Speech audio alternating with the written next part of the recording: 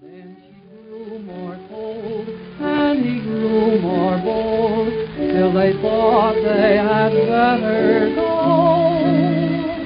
And although he heard, he not said a word, only murmured in tunes soft and low. System.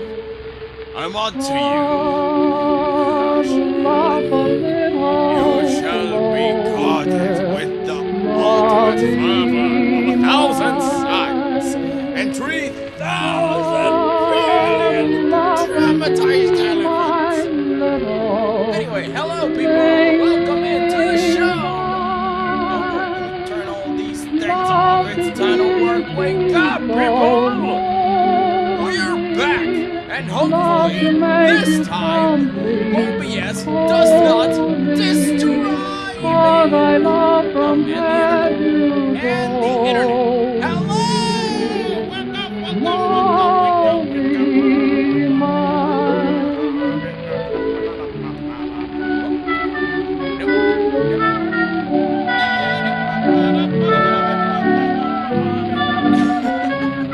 Hello, guys. Welcome in.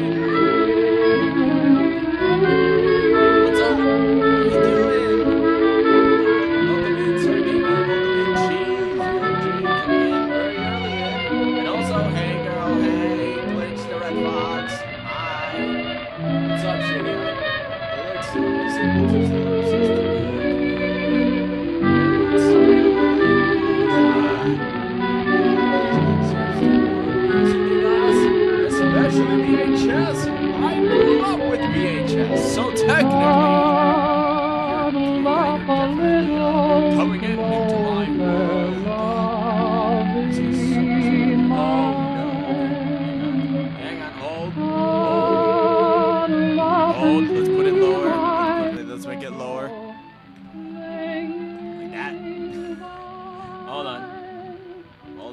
building.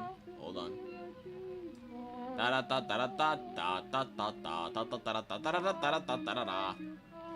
I'm actually listening to myself because that way I can gouge it on my own side. Hold on. Can I listen to myself? Can I see and hear and perceive that all is alright with the world? Or am I just insane?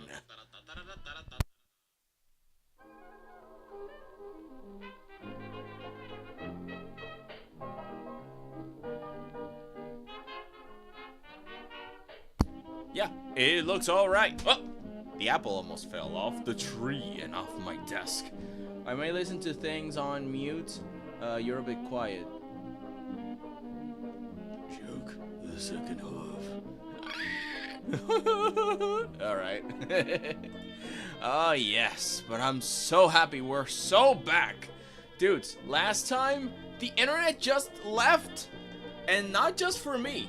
My neighbors also reported that, oh yeah, my internet just stopped working. And I'm like, but what, why did it do that?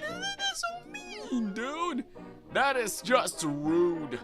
It should not leave when I'm in the middle of a stream. Ah!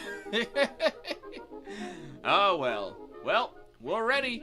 We're ready to work. So, last time I took the liberty to not only continue the character art, which as you can see, I took a few liberties and had a little bit of fun myself. I had a little bitty fun of myself. Look at this. Look at this big boy. Look at those little shoes, man. I think it's called skill issue. How did you eat up your whole street's internet? I don't know, man. I only use like 12% of all the world's powers. That's so bad. Rawr. Hey, Red Fox. Welcome. Hi, how are ya? Look at this. This is what. Hey, girl. Hi. Yeah. This is what we did. What I did last time. Well, you know, since stream crashed, I had to do a few things by myself. And yeah, this was the result. This is what I was doing, trying to do, and I shaded the whole thing, and I wanted to imitate the anime style, the manga style, so I did a bunch of lines, multiple layers, and then I put up a mask. Let me see if I can find it, because this is the original file, so if I disable the mask, you guys can see. You see, so this is all the lines that I did. You can see it if I grab the brush and I hit control and click. You see this is like a line that I can control. They're all vector lines. So if I put it back and I can move it around, and yeah. So I did a bunch of lines. And then... Welcome in Foxer, Blue Lock. Yeah, because it's based on Blue Lock. My client asked me, he's like, hey, can you make it based on Blue Lock? And I'm like, what is Blue Lock? And so he showed me like a scene, and then I'm like, okay, I can work with this. So I was trying to make it all manga and stuff. And yeah, I did like the logos for the Blue Lock thing and this stuff. And let me see. Right, let me watch the VOD. No! Alright, and yeah, so let me re-able the layer. So I did a mask, and I started to erase around, and you see that's when you can see the Blue Lock style shading. I mean, it's a little bit of a cheat, but you know. I also put a bit of a texture on the glove, not too much, just enough so we can see, and yeah, I fixed a few things. Oh, hello, Psychomanty. Welcome in. Hi. How are you? What's up? I was just explaining how I was making this Blue Lock based concept art for my client. And he wanted me to draw him, and he sent me his pictures. So I drew him more or less, but also in the anime style of Blue Lock. And I tried to make a pretty dynamic pose. I put up a mask. Let me disable the mask again so you can see. I made a bunch of lines, and then on the mask, I started to erase it. So that way, you know, I get this character. And I was also thinking about making his name, you know, the Twitch name, because his username is Benjamin Slayer, I think it is. Yeah. And I wanted something interesting, something that was like his name. It looks really awesome. But I couldn't come up with much. And then I made this. Let me put up a background so you guys can see how it actually looks. Let me just put just a neutral, normal background. And I ended up with this. Like, I really like it because it's like this whole soccer thing that Blue Lock has. With the introduction names, things that Blue Lock has for some of the posters. Coincidentally, I used as a reference this guy named Oliver, and he's like, what a coincidence, I really like Oliver. And it turns out he's like my second most favorite character. No, that's him. Where's the... Did I take a picture of... No, that's Gagamaru, which is the main character he really likes. No, that's just the explosion in the middle. I put up an explosion in the middle because it kind of conflicts with the base model for the whole character thing. Hang on. I don't think I have it. Did I delete it? Man, that's a bummer. I mean, if I move over here, maybe I can see it. Oh, right. This is what we're going to be doing today. We're going to be making the background for the banner. You see, I have a model, which is this gray thing. This is where, like, the videos are on Twitch. This is where the side areas are, you know, with the usernames and stuff and all the characters.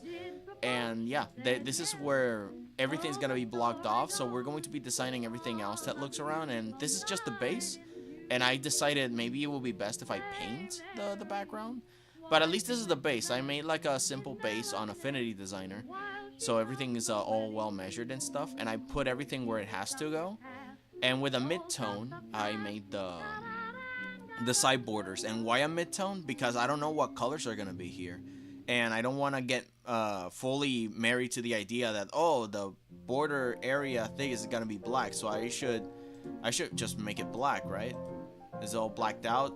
But I'm like, yeah, but what if it's not black? What if the things is white? And I mean, you know, it looks cool like this, but with a mid-tone, I am kind of forced to make the background looks as good as possible. And if anything, I'm gonna make it transparent, so that way I'm forced to make the background look awesome despite what's in front of it. It could be dark, it could be bright. The point is that the colors of this model are not gonna be cooperating with me. Like, anything can change, so I might as well do my best to make the background look very interesting, at least. Alright, so let me just grab the chat and put it up here so I can see you guys much better. There we go, now I can see you. Sorry I've been yapping. Why can't I type today? What happened, Fox? It is indeed very dynamic and very cool. Thank you, Mate. Oh, Juices grow... What? Juices grow you. What do you mean, grow me? I don't grow... Ah! Is that what you meant? In an alternative timeline, the Benjamin Slayer corpse tried to slay Michael Reeves. What? I have no idea what that means. Dang, you have a lot of work. I do. Hello, Pixel Animation. How are ya? Welcome in. Welcome to the show. Hey, girl. Hey. I think that's a theme today. Yeah. I think Red Fox set up the precedent for today. Today is all about hey, girl. Hey. Grow. No! Hello everyone, it's great to see you again. Yeah, I'm happy to have you all here. Happy to see ya, happy to have ya. And now, it is time, guys. It's time to paint. We got a lot of work to do. We gotta make this background look spiffy. And for that, we need a reference. These will be the colors that we'll be using. On the side colors, we're gonna be using mainly these greens, black and white, and the blues. That's the main colors we're gonna be using. That's why I chose those colors. Anything else is going to be like extra, like the yellow, the pinks, if any at all, and the variety of blues maybe. But the main colors are this blue, this green, and black and white. And since the request was that the character was black and white, I kept it like that. So it's gonna be like half manga and half anime. Yeah. So let's see. I wanted to show you also what he sent me, because he sent me a reference art that I'm going to be using. Gonna be using this reference he gave me, which is a scene from the Blue Lock anime. And I need that reference specifically because I get to see the stadium And because I can see the stadium, I can use it as a reference in the painting. And I need that reference. I could get it since yesterday, but I'm like, you know, it could be a good opportunity to show you guys firsthand. So let me lower this.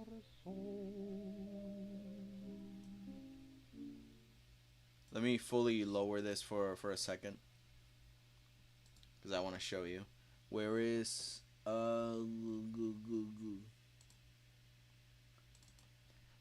yeah, here it is. Browser.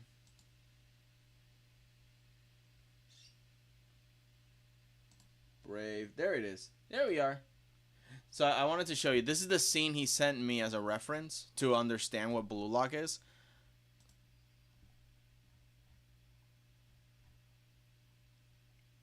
He's like, sorry, it's a little silly and weird, but it's like, well, you know, that's how I look when I'm very tired, so it makes sense, you know. It doesn't matter. All right, capture audio too.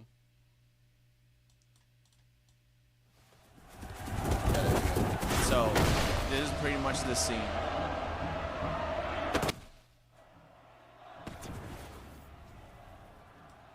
If you guys didn't know what Blue Lock is, now you know. This is what he sent me to understand it, which is sports anime, soccer. I guess you figured by now, but also it's kind of unrealistic, superpower-y, but not really. It's kind of like Demon Slayer, where you see a bunch of powers, but it's not actual powers. Oh my god! Oh! Oh no! Oh no, he gonna win on the dude. Oh my god, he about to do it. Ah, crazy. Oh, I like that shaky cam. Oh, that shaky cam was good. Hang on. Wham! Yeah, I like that. I like that perspective. Okay, so now we have a nice scene where I can use this. Okay, let me just, I'm gonna clip this. I'm gonna put it on Clip Studio. I'm gonna put it somewhere on here as a reference. There we go. That's gonna be one of our references.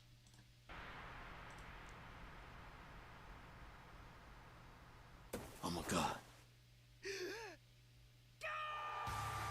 He did it! And again, this flow of the crowd is really good. Oh, that's another one. His score level is over 9,000! Yeah, absolutely. Alright, I'm gonna grab this screenshot also.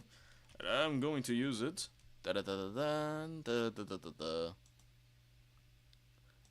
Wow, this mixed soccer looks actually entertaining, I know, right? It's what anime needs. Even this guy looks cool. So yeah, that's pretty much it on when it comes to the references. Let me turn back on. Also, if you're wondering why I'm using 1920s music, it's because apparently anything before 1930 is public domain, and I do not want to get copyright struck. And it sounds well enough, right? So yeah, for now, this is gonna be my go-to for now. Alright, let's see. Actually, I don't need the browser audio. Sorry, it is the browser audio, but I don't need the actual browser turn off, browser audio on, because I don't think you need to broadcast. Yeah, you don't need to actually broadcast the visuals. The OBS has to work better. Yeah, music is a vibe. I know, right? And, you know, I like the oldies. It's pretty good. But you see, now we have a few good clips. Wait, didn't you say 1930s music was okay last time? Yeah, it is. It is. But just in case, I'm going 1920s and not 1930s, just in case. Because I found a lot of playlists, and some of the playlists had 1930s but also included 1940s music, and I'm like, no, I don't want 1940s music, are you crazy? And yeah, no, so I have to be very careful what I choose.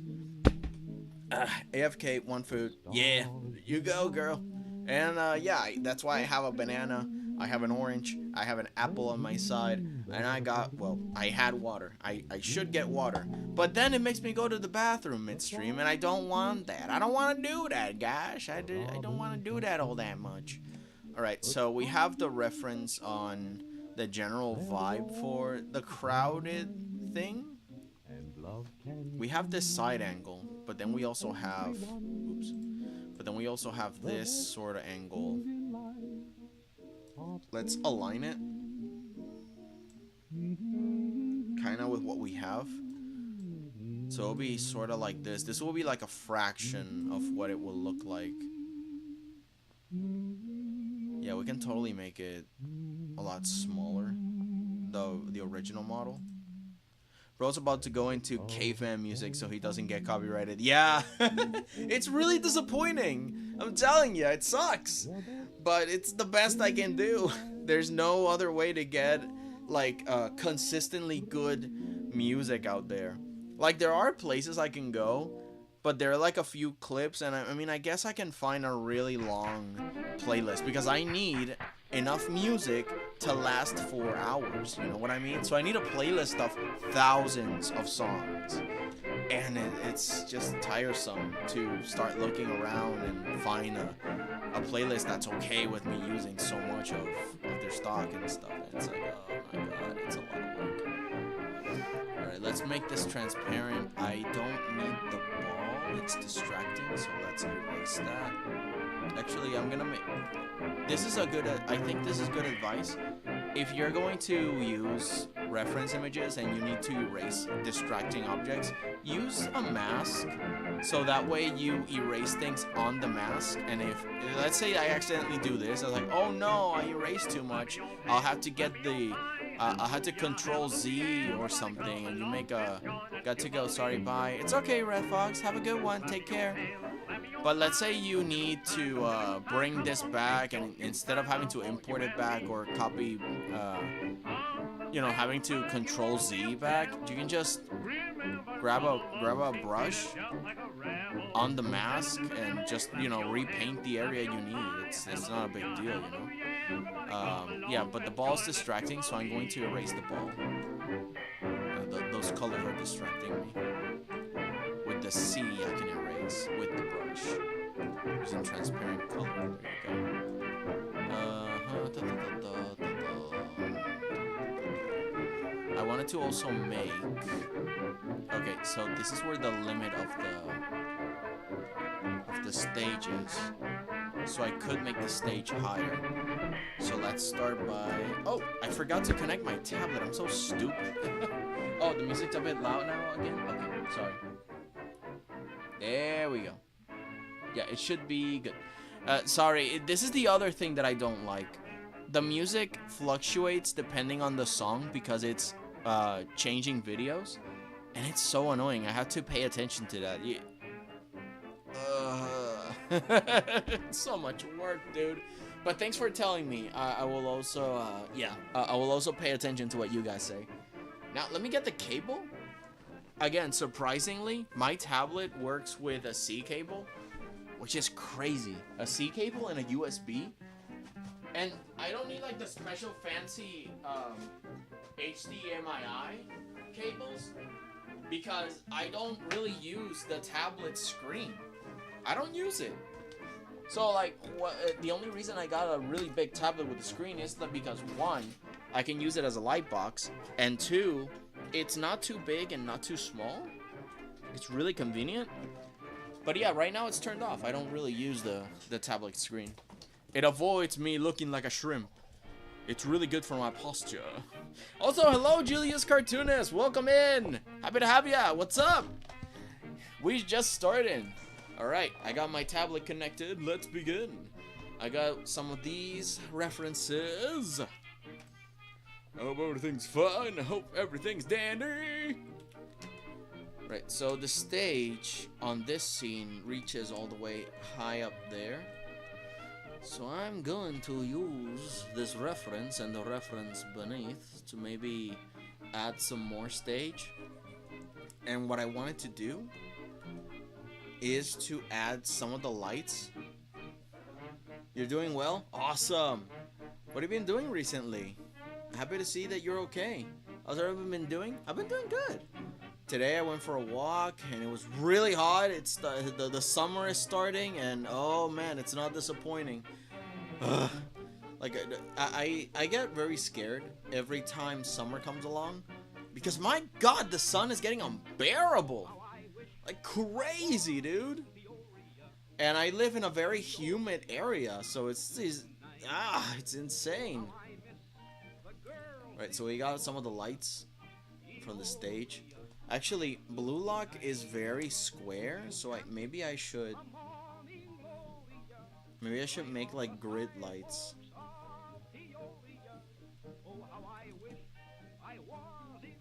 Like the anime has very sharp details, so maybe I should paint something a little bit more structured like that.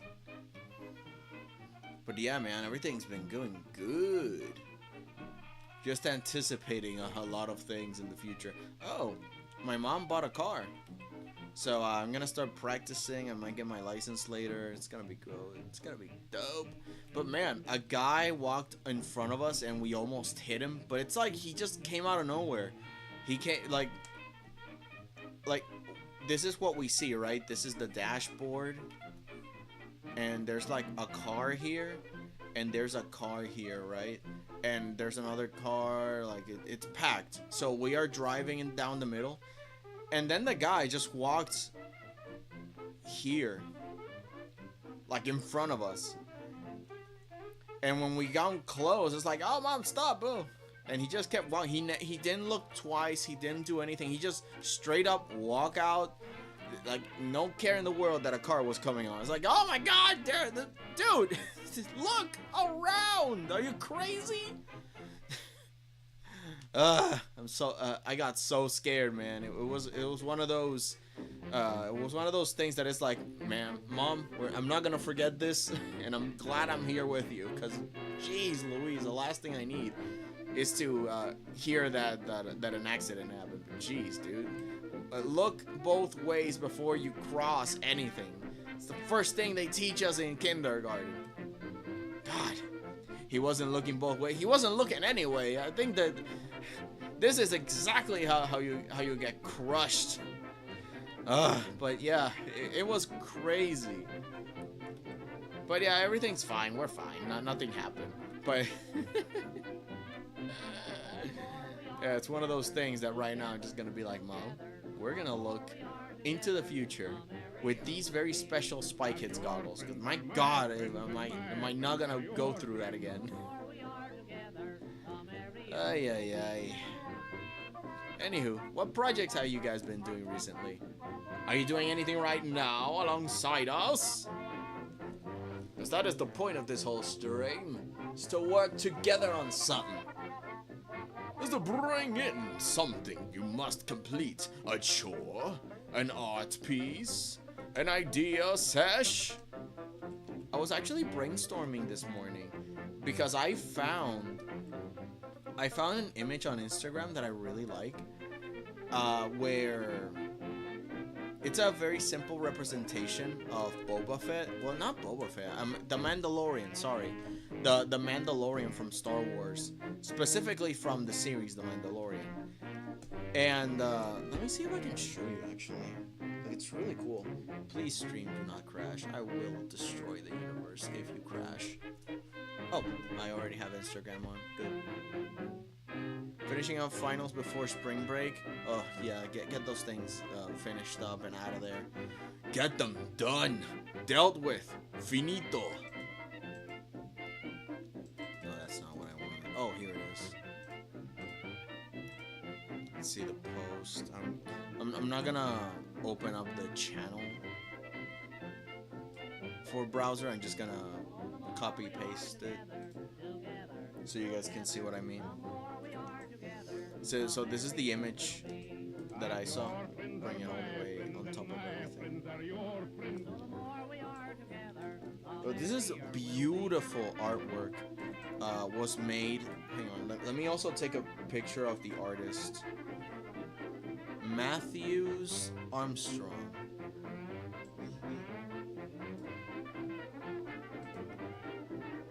No.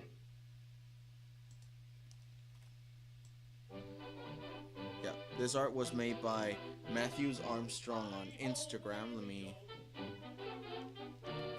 grab a link. You know, honorable mention. This guy's cool. And the idea that I like is that they, with this illustration, they summarized their interaction with a simple, you know, with a simple prompt description. It is a very simple way to see the series. It's a lone wolf, like a really cool dude that takes commissions to, you know, bounty hunter and stuff. But now he has to take up the role of a father. So, lone wolf and cub. It's such an interesting way to start off like a prompt for a story, that you can just say, oh, the story is about this, and you're immediately hooked. Like, it's a prompt with a hook, and I like that. And I started to wonder, because I was thinking about this all the time, like, when someone talks to me about their OCs or their stories and stuff, what I'm also looking for mostly is, like, the hook. Like, tell me what the story is about without actually telling me the story, but they insist on telling me the whole story. And I'm like, don't tell me the story. I want to see and experience your story once you execute it in the form of a comic or a movie or an animatic even. You know, just produce something, or maybe like a few anthologies or maybe mini animations, so I can get to know your characters better instead of telling me. Because when people tell me things, it kind of registers in people's minds as if it's out there, and they don't make anything with it anymore. They don't create anything once they tell. So it's like, don't tell me anything, show me. But you can tell me what it's about if you summarize it in a packaged way like this. So Lone Wolf and Cub is already an interesting premise, and you can just show me concept art like this, and I'll be hooked. You don't need to tell me anything about them. And the more you do this with your story, the more you can actually focus on what's best for your story.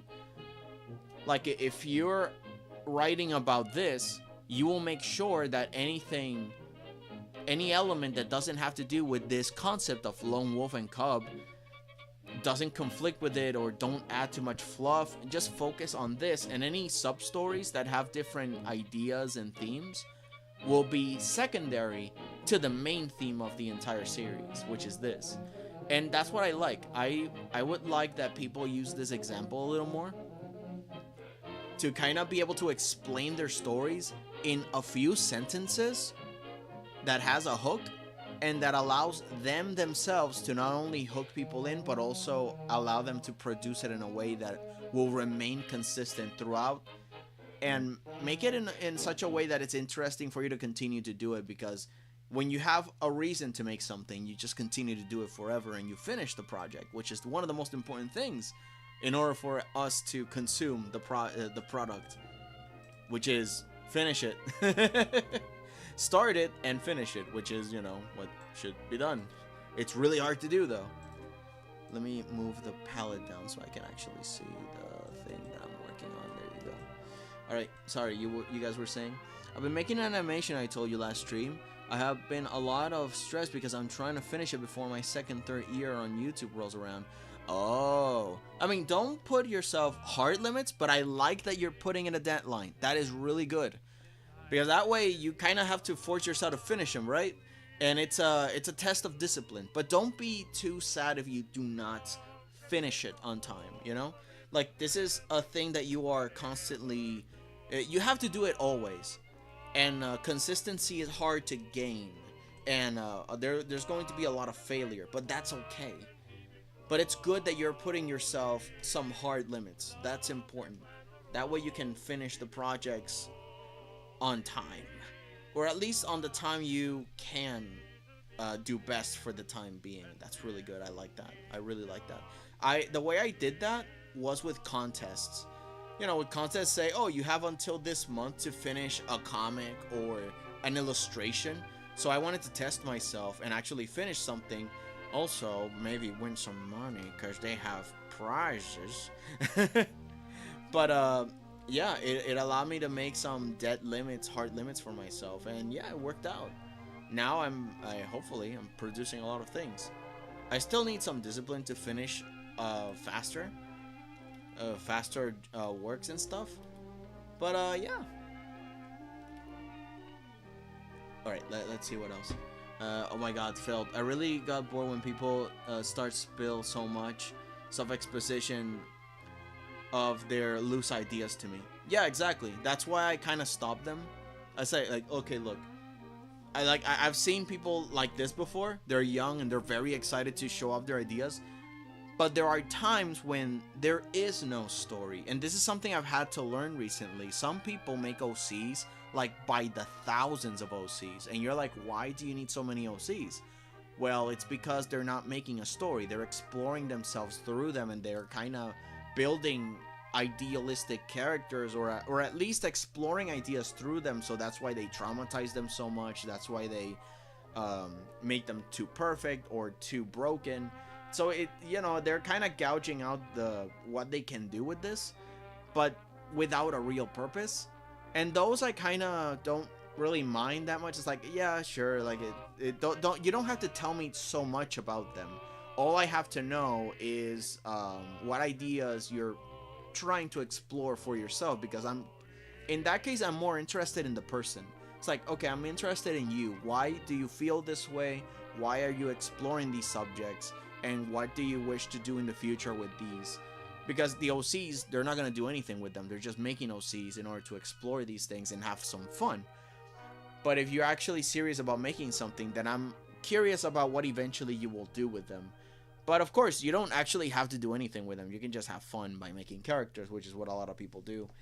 But yeah, if you're actually going to make a story and have a point, be sure to make a summary so simple, but also a hook so interesting, but only explained in a few sentences. Do not tell me the story, execute it. But you can't tell me the main idea behind it, which is obviously more interesting. It's gonna be more exciting to hear what the base concept is. And I try to make this with one of the stories that I'm trying to make, which is essentially, I don't have a simplified version of it, but I think I can summarize it with a native, a cyborg, and a concept navigate an unfair world. I don't think that's completely exactly accurate, but I want to polish it better. But I think that's the idea. It's a mermaid, that it's a native person, she lives in a tribe. They have family customs, they value community. And then there's a cyborg guy.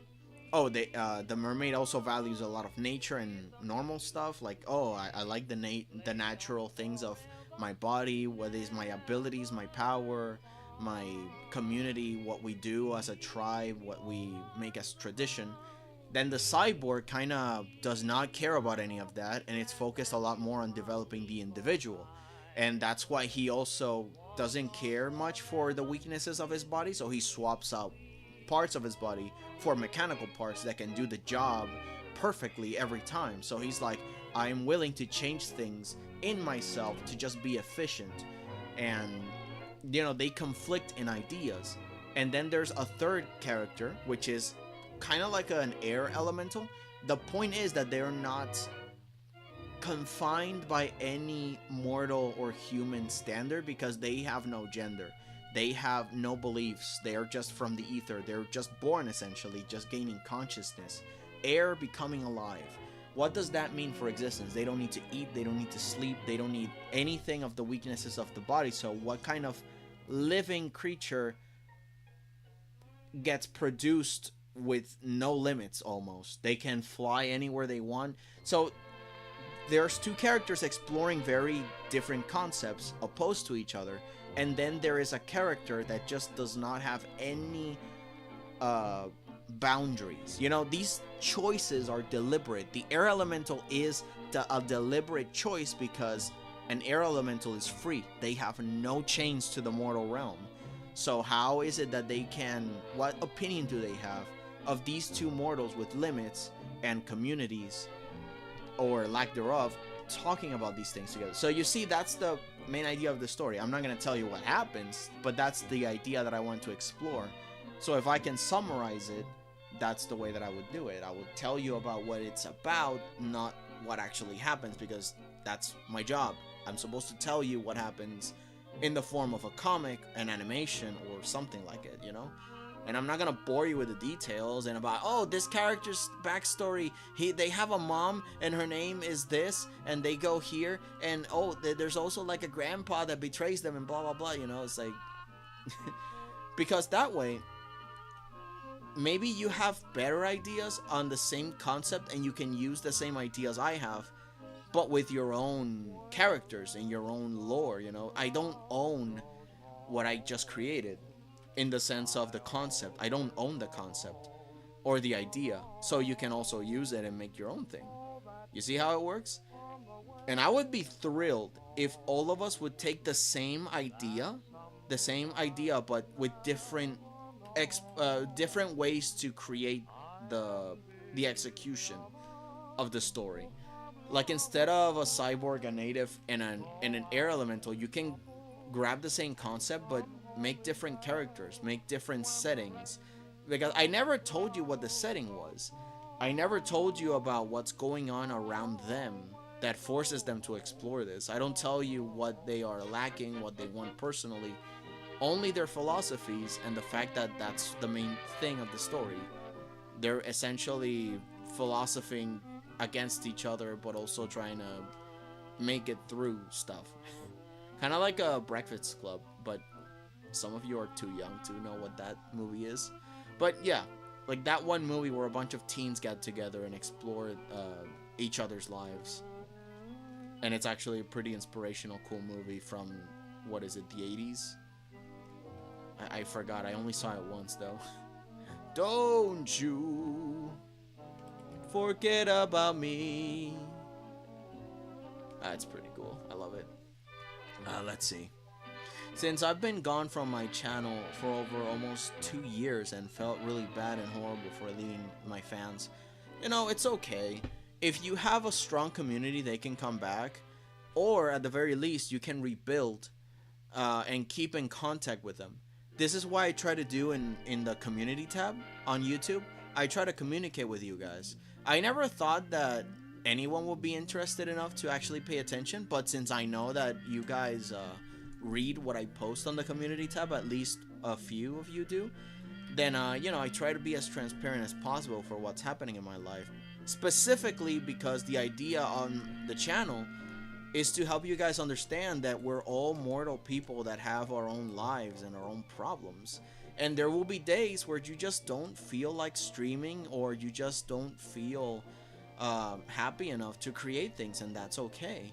But you have to be transparent to your audience. You got to tell them, hey, not today, maybe tomorrow, or maybe tell them, hey, this is the project that I'm working on. But again, the idea behind this specific channel is to help you guys understand, and we can make things together. So you don't have to be super transparent all the time, but it helps the community to know what you are going through. Now, don't trauma dump, but the idea is that they understand what you're going through, and maybe they can help you get out of the funk and back into a more stable, constant set of, you know, just work ethic in general. But, you know, I think it's fine if you vanish for a little bit. I wouldn't say maybe it's good to vanish for 2 years. But don't feel so bad that you never come back, you know. You know, just do your best. You got this. And I know true fans wouldn't just leave you alone like that, you know, just abandon the channel. Also, hello, Lawrence. Welcome. Hi, how are ya?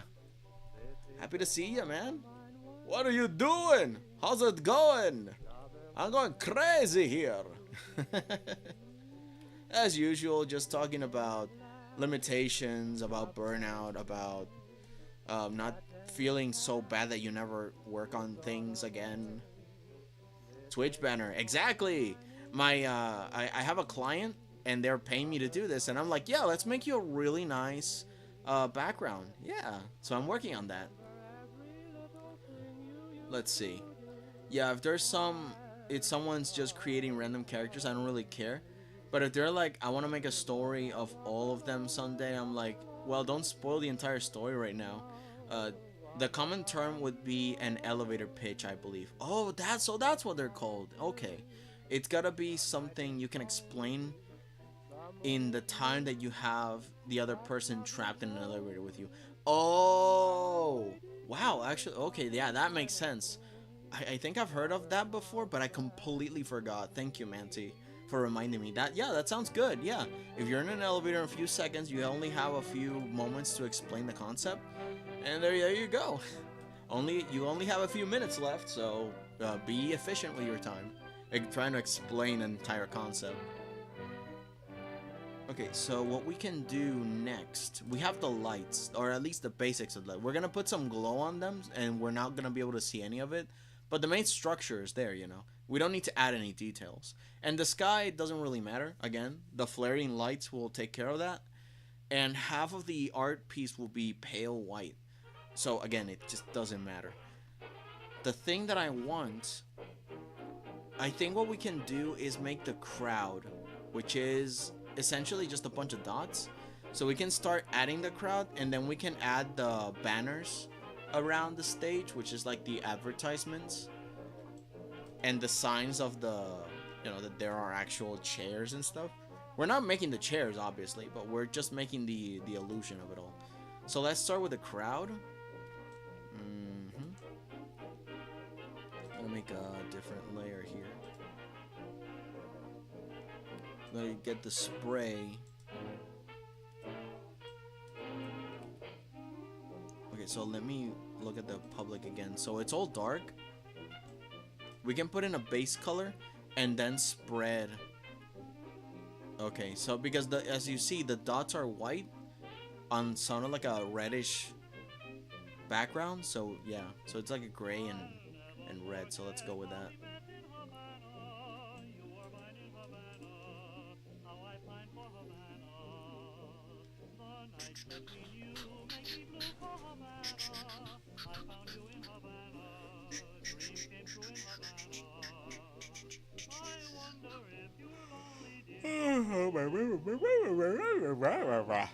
Ugh, terracotta. Alright, here we go. Okay, wrong brush for now. Let's do upside down. Because I get a really nice curve. Ugh, excuse me, that way.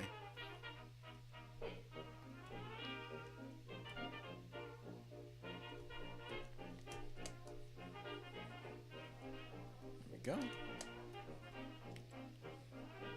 Get a nice natural curve this way. It's one of the things you must develop as a traditional artist going to digital. You must understand your free hand.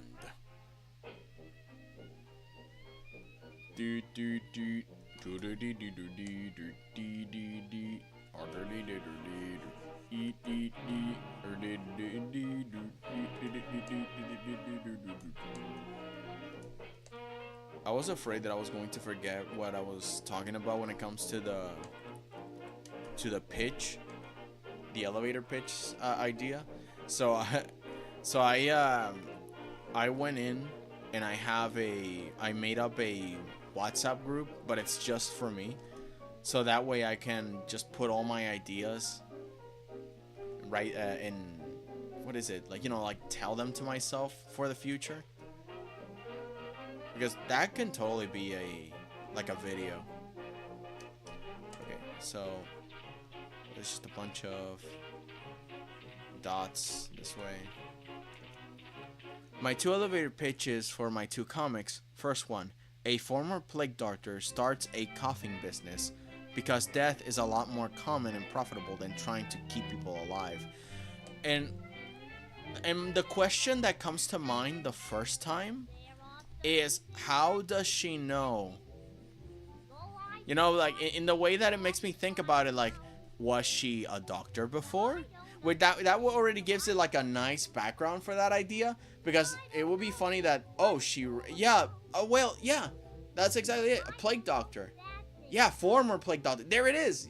I forgot about that first part. So it makes sense. A former doctor starts a coughing business because he just got fed up with. And you know, I've seen the stuff you make, Psycho, and I know that character is like very dark humor based, and it makes sense because he's so fed up with it. It's like, yeah, I just want to make money, dude. And so, yeah, it turns out selling coffins is so much more profitable.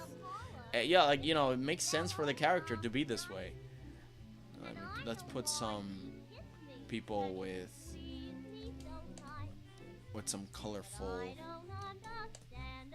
uniforms, maybe.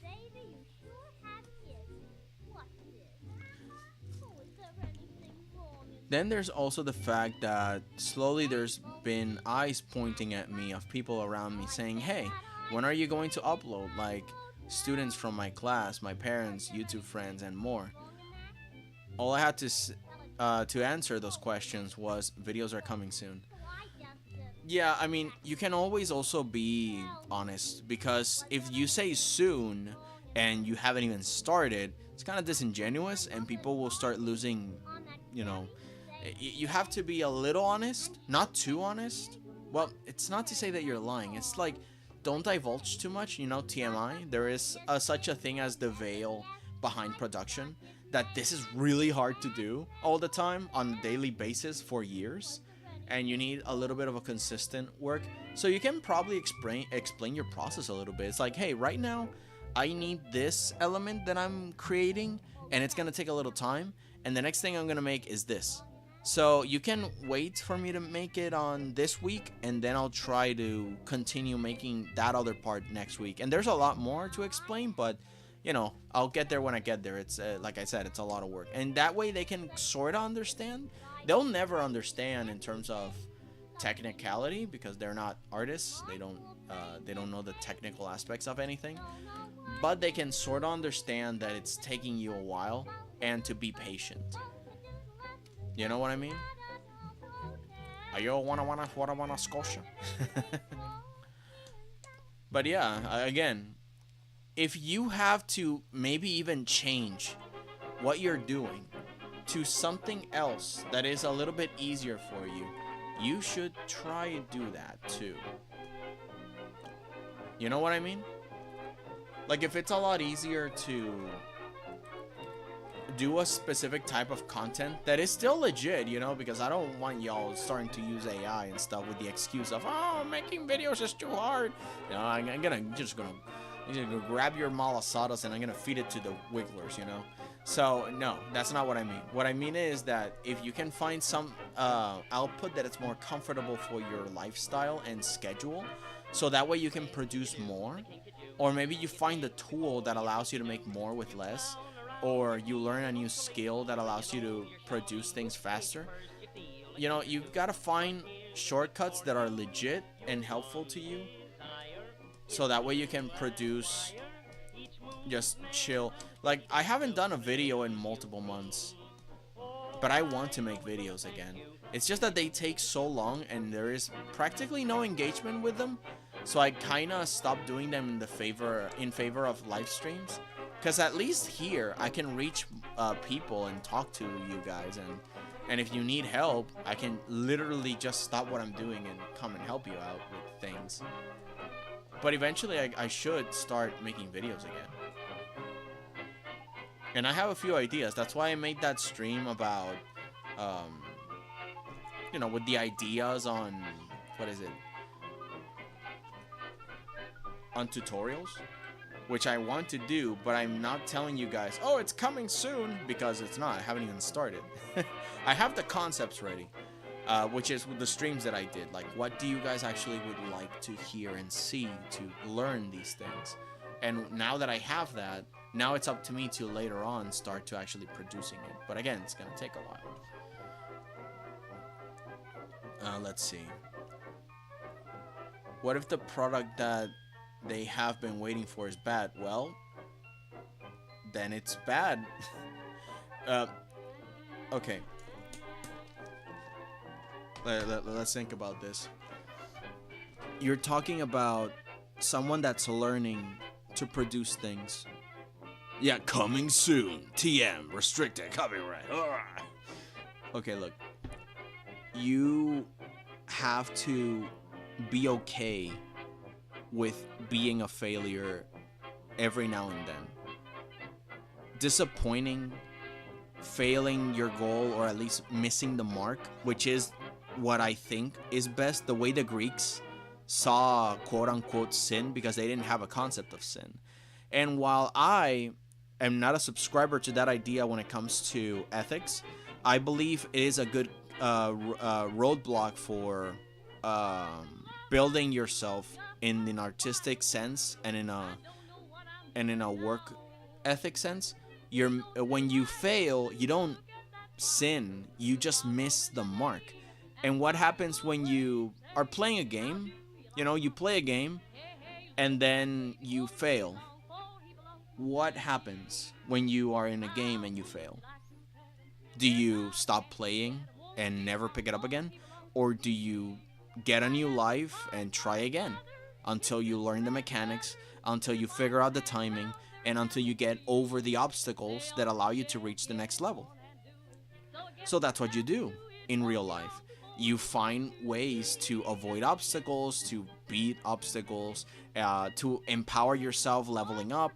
And every failure is an opportunity to learn something new. If the production you do is bad this time, that's okay. The next one will not involve all the mistakes you did. And I've done some very crappy work. I've done some very crappy work in my history.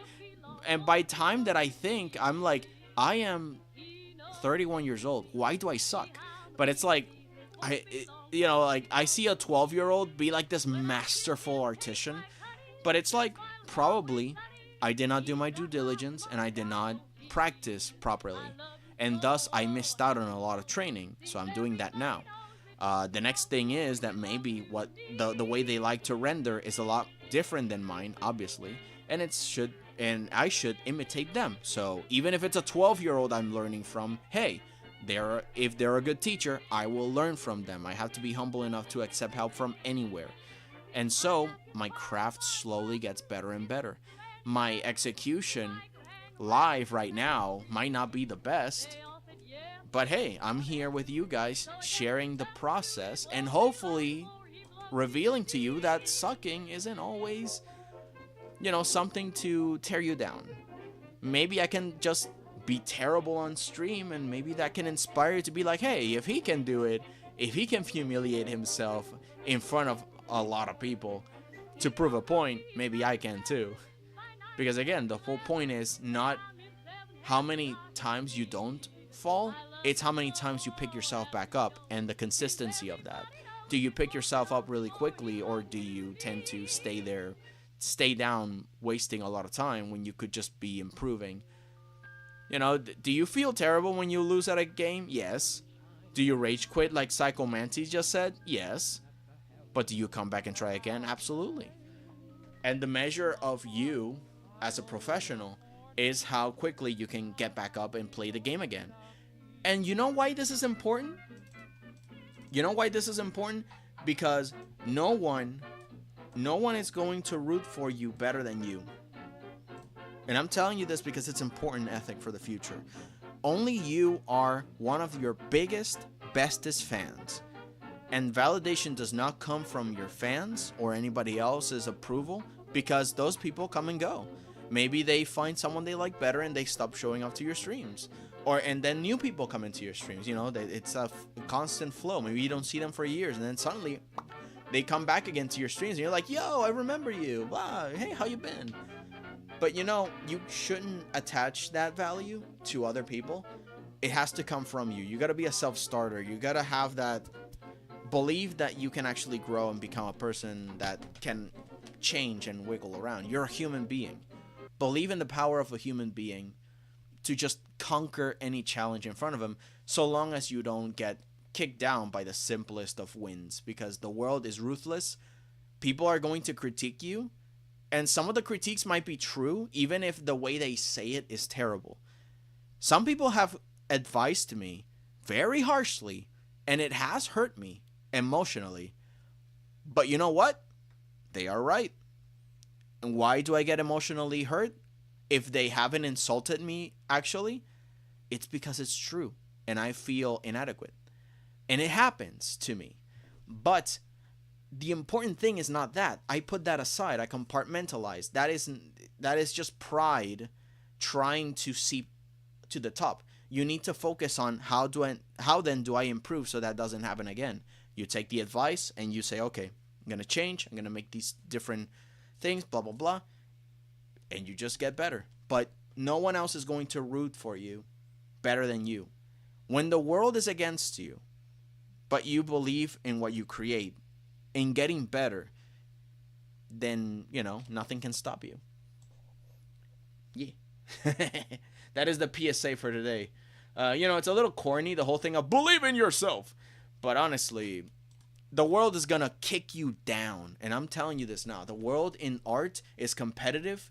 It is salty. It will kick you down. People will not like your work for a while. And you cannot, let yourself drop because of it. Because there is someone out there that will definitely like what you do. And someone that is definitely starting to learn also. And will find what you do inspiring. So I think one of the most important things in an artwork is the spirit of it. Like, sure, how good it is important. Because honestly, what do you stop for on Instagram or Facebook or whatever it is that you look art from, Pinterest? It's if the art is good, right? Yeah, like, sure, it's obvious. But when you also listen to a good story of the art piece, you're even more invested. You're like, wow, this artist actually has a very interesting life and philosophy on making art and a family and the way they live, the way they talk. I want to learn from this, not just the art. And that's pretty cool. I have seen a bunch of artists that I just feel they're genuine good role models. And there's just so much. There's just so much. And I cannot just wait to learn from everything. So yeah, I cannot just get stuck on this. Whether I suck or not, doesn't matter. I will improve and I will fight to get better. And I mean, what's the worst thing that can happen? Because you will not suck forever, that's for sure. You will learn, you will grow, and you will change for the better. And that's what these streams are for. Because I want to improve, I want to change, I want to do better. But I need a lot of time. Because I missed out, I got lazy. And I admit it, I got lazy and I failed on a lot of practices. I should have been practicing, but I didn't. So I'm behind my peers in a lot. But it doesn't mean that I suck, because I have done some good work.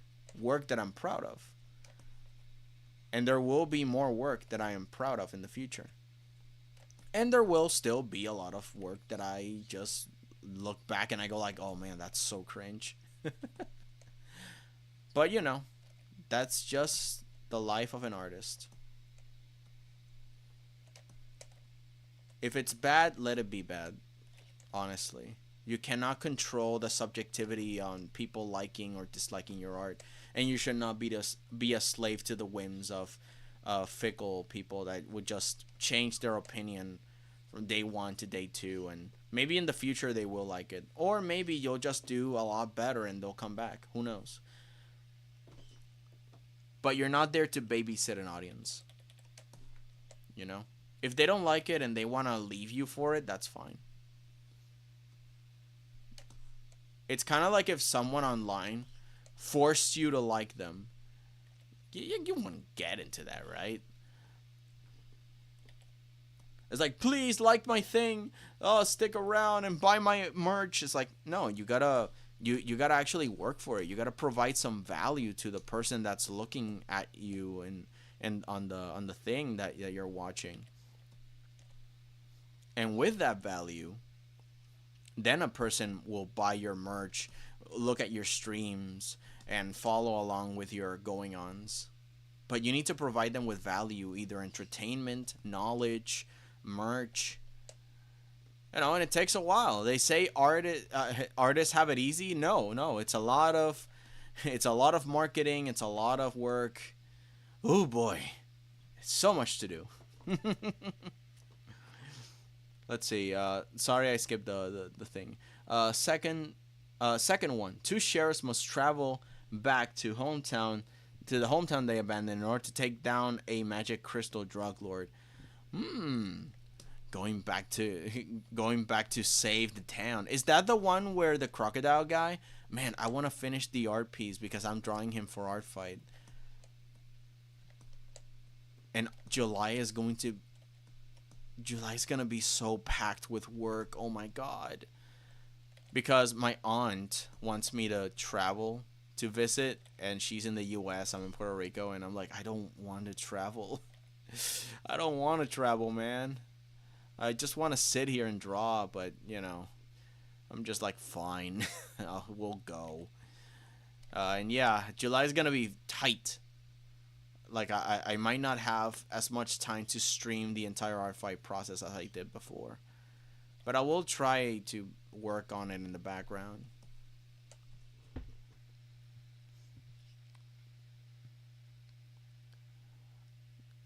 Let's see. Not gonna lie to you, you also may cry with that. Yeah. I mean, it's just that it's a very personal thing. It is a very personal thing. You have to discover your limits, and you have to be okay with failing a lot. At one point, even I told myself, I am a disappointment. I'm not making the goals that I had for myself. I haven't reached much of them, and I feel like a failure. I do, but that's okay, because the alternative is to rot. You know, just sit there and cry about it. And, you know, it's okay to cry about things, but it's not okay to be controlled by that sadness into just locking up and doing nothing. You gotta get up. You gotta get your pen. And you need to believe in what you are fighting for or what you're creating. Is it for yourself? Is it for someone else? It's gotta be maybe for both. Sure. Art is so personal. You can do it because of anything, and sometimes it's for personal value. And some people don't want to monetize it, and that's fine, because you don't have to always monetize your work. It's just that the problem is we live in a society. We live in a society, and you know, one of the best things you can do is monetize your work in order to do what you love, but also to create things. But the thing is that thanks to the idea of not sitting down and just, you know, rotting in bed or something, I stood up and I started to practice. I bought my own programs. I started to maybe stream. I was like, no one's gonna watch me, but whatever, you know. I just want the experience. I want to learn and maybe share what I know with people, like the way that I wish I could have seen things. Maybe make an entertaining show, maybe show people how I do things, since I've made a few really good progresses, because I've been proud of what I've done recently with the motion graphics thing. I discovered this software that they're developing. Oh my gosh, and I can do so much with it. People need to know about this, and I've been helping people learn about it. And oh my god, guys, check this out. Oh, it's great. You know what I mean? Like, you find people to work with and network with and get excited for what they do with, and then you go on stream and you see that all you guys also have ambitions and ideas and lore and stories, but you just lack that push to make it, because you're afraid you will fail, because you're afraid that the world will say something. And it's like, guys, at the end of the day, you will be 40 and some people might not remember you, and that's okay. I have friends of mine that I wish I could hang out with again, but yeah, they're living their life now. I haven't seen them in decades. But that's fine. The important thing is that you are okay and you're building yourself up. And there's enough problems that will happen and are happening to worry so much about those kinds of details.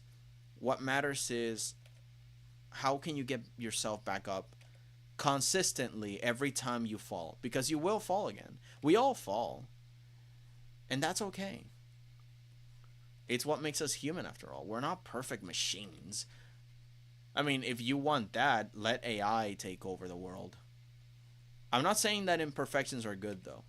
Yeah, you know, don't be excited when you deliberately fail. Again, take it as an opportunity to learn so that it doesn't happen as often, preferably never again, depending on the problem, you know. If it's a crime, yeah, we don't want that to happen ever again. But yeah, it is one of those things. You know what? Hang on. Can I just copy and paste this? Yeah, I'm just gonna copy paste the stairs. I'm not gonna make them one by one. I'm not gonna make them one by one. I'm not gonna make them one by one. I'm not gonna make them one by one. I'm not gonna make them one by one. Work smarter, not harder. That's just gonna waste a lot of time, and if I don't like it, I would have lost so much time. There we go. Let's see. Yeah, that's the lizard guy story. Writing for that has taken a bit of a backseat while I've been focusing on Morgan's story. Yeah. I'm also prepping hard for Art Fight 2025. Yes! Art Fight! Oh, dude, I'm so excited for Art Fight. Again, July is gonna be packed, but I really want to join in. I really want to play. Oh god, I completely forgot about Art Fight. I should get ready. Yes, it's on July 1st. A whole month to create as many art pieces as you can based on other people's OCs, and it's gonna be fun. Actually, I revisited some of the artwork, and I'm not that proud of all of them. Some look a little bit stapled in the background. But then again, it's one of the reasons why I started to make this background art series, because that way I can learn how to paint backgrounds. I didn't know how to do that in the original Art Fight, and it shows. Some of the art pieces have characters look very stapled on the, you know, in the foreground, and I didn't like that at all. So I kind of you know, gulped a little and like, okay, I should start studying and learning how to make backgrounds.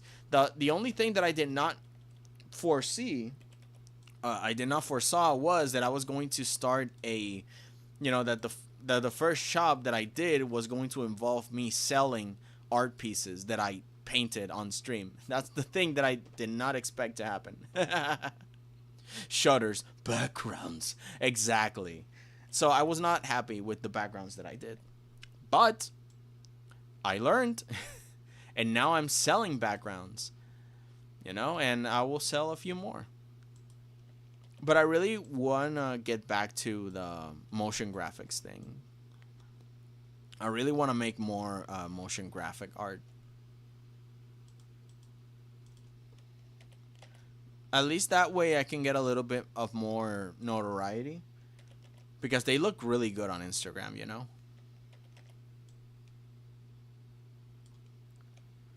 And I haven't posted on Instagram for a long time.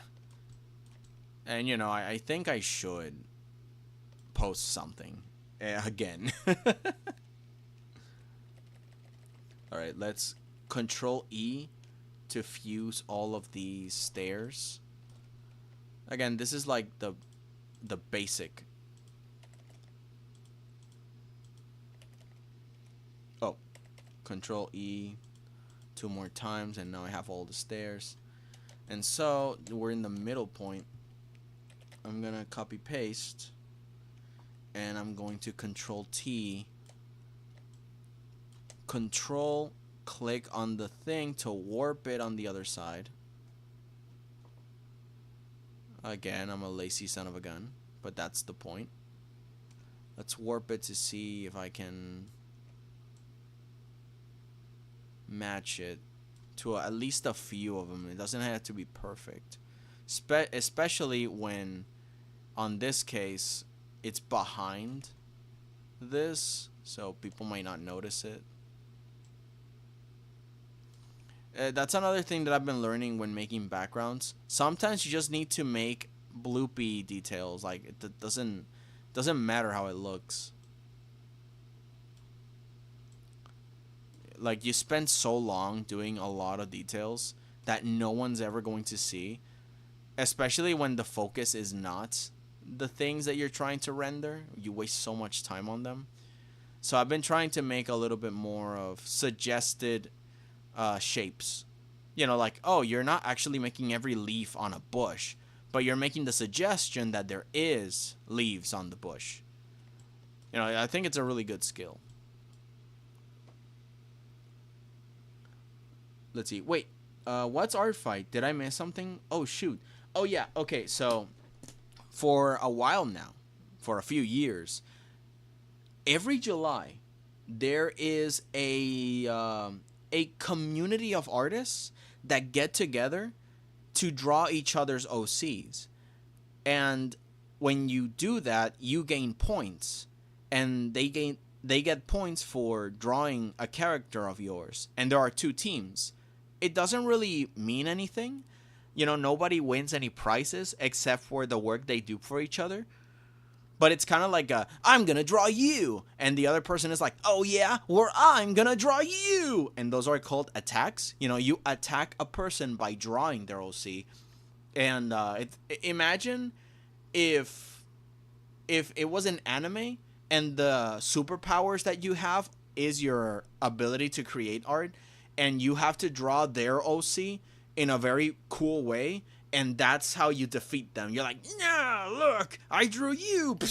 Oh, no. Well, I'm going to draw you back. Oh, my God. And you get like Yu-Gi-Oh points.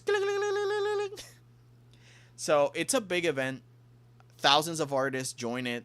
Novice artists, professional artists. To me, I'm not going to be joining too many art fights the same way that I did the years past, that I did like 9 giant mass attacks. A mass attack is when you draw multiple OCs into one piece. I've sometimes drawn like 5 characters in a single piece, and I did 9 of them in 2023. It was like this big thing for me. But on 2024, I failed. I tried to do the same thing, but I didn't have enough time like I did that one year. And this year, I'm going to finish the ones that I didn't finish last year. So that's basically art fight. I did a video on it, actually. I've shown you guys a lot this thing. I'm just gonna put it, if you are curious about what I did for art fight.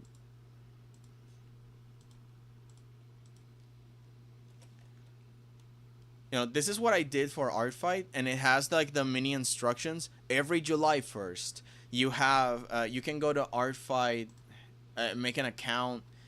You can look up some videos on YouTube too about art fight, on how it works specifically. But yeah, it's pretty cool. And you get to meet other artists, you get to follow them, you get to learn from them. I've met a few cool artists that, you know, we're now mutuals on Instagram. It's good for the community. And if you want to practice your art without any judgment, then you can do it. Although, keep in mind, some people, you know, I have heard a few horror stories where people get a little demanding, but, you know, again, you ignore those people. We don't care about them. It's like, hey, guy, I'm drawing your character for fun. I'm not this isn't a commission, so I'm not obligated to be like this mega professional, ultra 1000-bit. But, you know, you try your best. But if you can't take time or do it, then it's okay. You just do your best and make sure it's entertaining. It's all for fun. It's all in good fun. So yeah, it's just mutual art trade. A mass art trade. Like a lot of art trades. It's really fun, really good. I love it. And I want to join it again. 2023 was amazing for me. But yeah, you can choose a team. It doesn't really matter what team you choose. They present the teams when it starts. So you won't be able to choose a team right now. You'll just I suggest that you start gathering who you're going to attack, but also a bunch of extras, because if you don't want to attack people from your team, you know, when everybody chooses a team and then the people that you're going to attack are from your same team and you don't want to attack your same team, then you need extras, right? Because looking for characters takes time, and that time could be spent drawing. So get ready for now, but you know, respect the spirit of once July 1st starts is when you actually start to draw. Not before, not a little bit before, you know, no. It's exactly July 1st, that's when you start. So I have not drawn anything since the previous art fight because I want to honor that, you know. I don't want to draw outside of art fight. So the files are there. They're just waiting for me to get to them. But in time, I will complete them. And one of them are from Psychomantis. I'm going to draw the Plague Doctor, and I'm also going to draw the Lizard Guy. Like he's in in a runaway cart with other characters fighting this ginormous kaiju. Oh, it's gonna be so much fun. And the Plague Doctor, she is like in a ball where everything is all fancy and stuff, and she's just trying to sell her wares, which is, you know, she's selling coffins in a very fancy gala, and she's like fighting someone like for something in a very cartoonish way in the background, while every other character is just hanging out. You know, it's really fun for me. I really like to do that. It's so good. There's multiple people that I learned from them, and I got to meet them because of Art Fight, and that's another thing. While you know that I said that you're your best hype man, learning and finding community helps out in allowing yourself to be more connected and also more free from judgment that doesn't help, because you're surrounded by artists that are struggling the same way you are, you know? So it's like there are horror stories where artists get a little competitive and petty, but so far, since I've been treating a lot of artists in a nice way, they've been treating me back really nicely. So all I've found is positive input. But again, it really depends on who you are and where you live and stuff, and who you connect with and who you allow to learn from you. I haven't shown anybody my face. I haven't told you guys my real name because, you know, I'm a little afraid of what the internet might do if I do become a little bigger. I want to protect my family, which as of now, so far, is my mom. I don't want anybody to just start coming into my house and, you know, like, it's gonna be really hard. You gotta have to travel to the island first, but you know, I just don't want it. But yeah, so far I've met nothing but really nice artists and people that I'm inspired by. And it's kind of funny because you praise the artists, right? You tell them, oh my god, I'm such a fan, I'm a big fan of you, you're so cool. And then suddenly they're like a trash panda that lives in like a mountain of garbage, and they embrace it, and they're like, I don't praise me, I'm a monster. And I'm like, no, but I love your work, you're amazing, oh jeez. And they answer me with a possum emoji, and it's like, no, stop it. I wanna sing your praises, stop calling yourself trash. And like, nah. It's like, ah. Like, there's a lot of people that are just so chill, dude. They're silly. It's gonna be epic, yes. It's okay, everyone has that. It's okay, everyone has that fear. I have that fear. Yeah, everybody does. But yeah, you see, that's the thing. You just work with what you have. You can, you know? I do suggest that if you just want to do this for fun, then, you know, get a stable job, income, and then have this as a hobby, as a side thing. But if you're going to make this professionally, then if you get a job first to earn some money to then fund this venture, because this needs money first, an injection of money.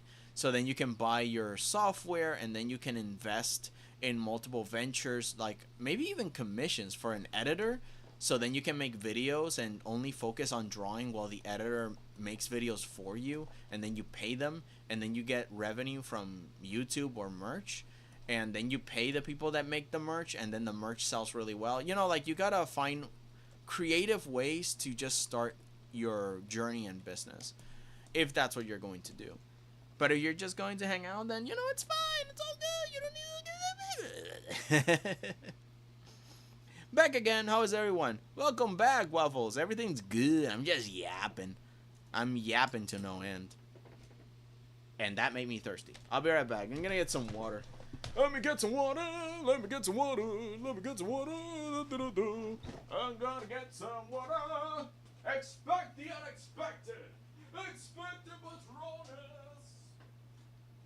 This little athletic is oh my god, it's goofy. Monkey, I'm going crazy. Oh my god, Goofy, I'm going crazy. Oh my god, we're getting inside.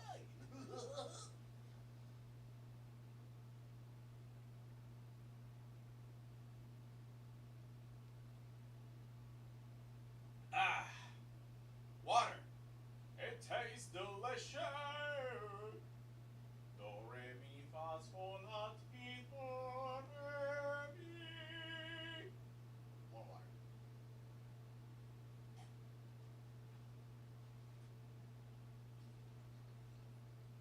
Alright. Bringing it from downtown.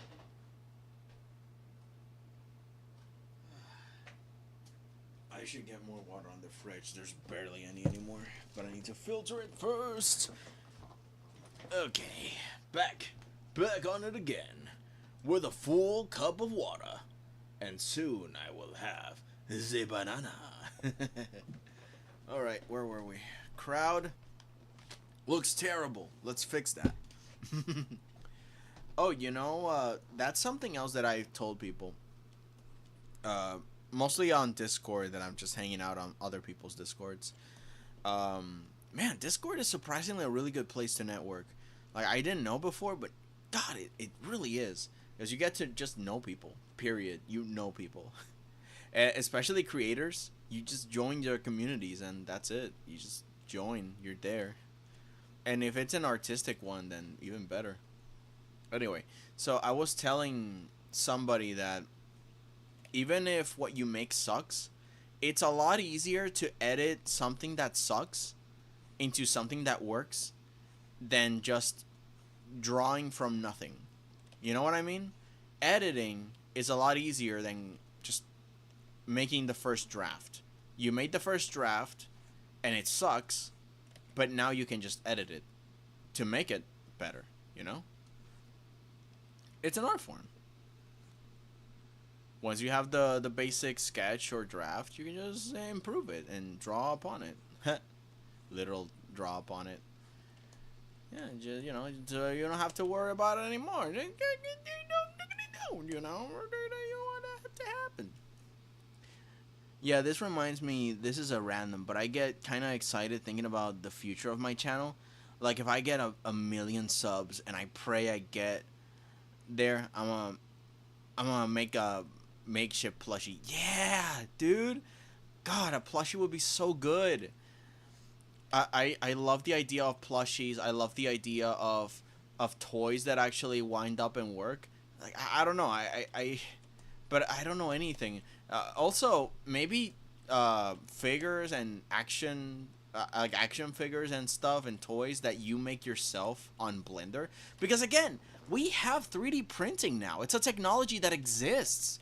You can be selling not just the merch, but you can be selling the schematics for people to make the merch, you know what I mean?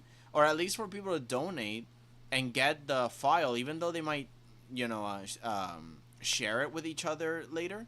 But, you know, I trust the community. Like, if it's not that big of a deal.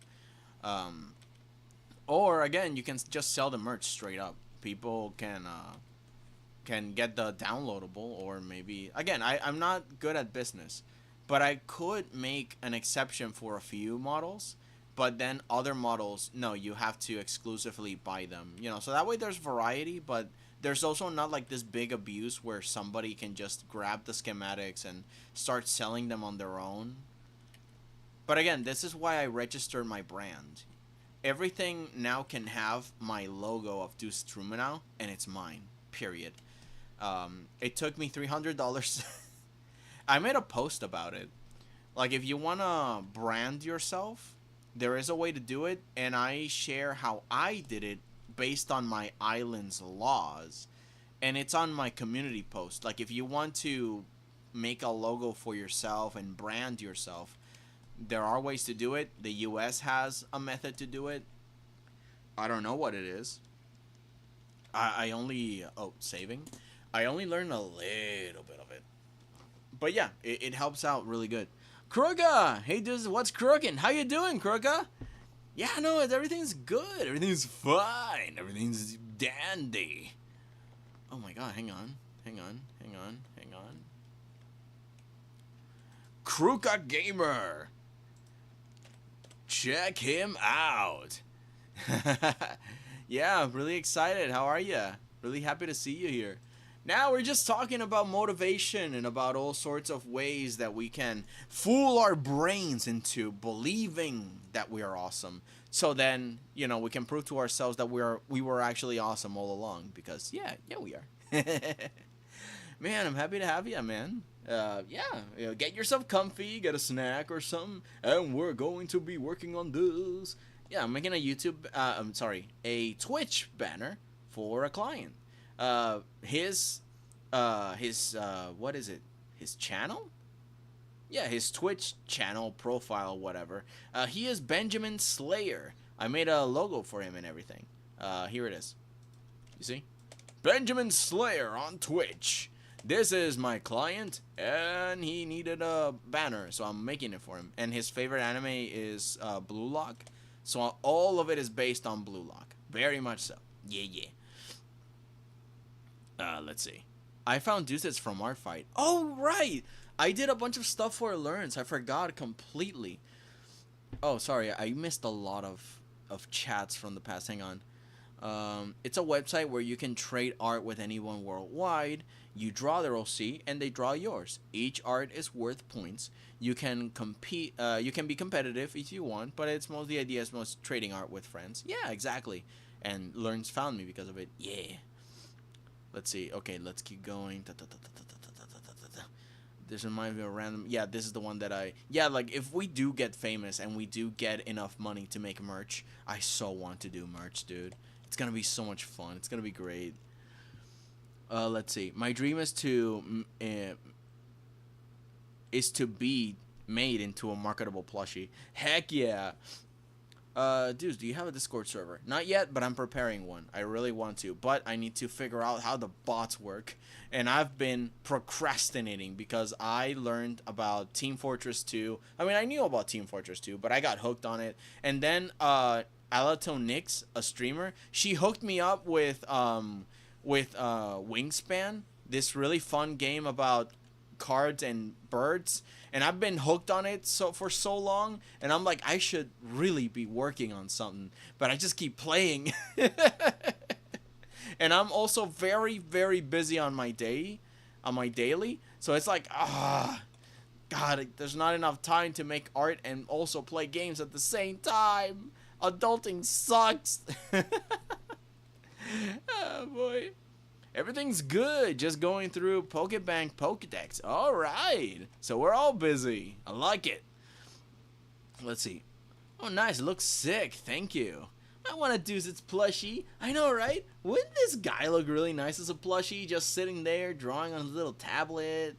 Oh man, that would be so good. Although, things will change soon, because as you know, I'm also practicing to making my 3D model.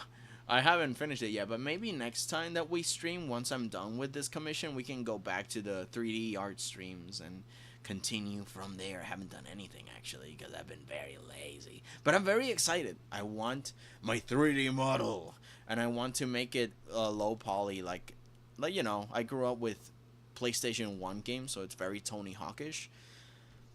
I hope it works out. But it will. I'm sure of it. Oh my god, 3D! Yeah, 3D! oh, my pen fell. Hang on, my pen fell. Ah, there you go. Yep.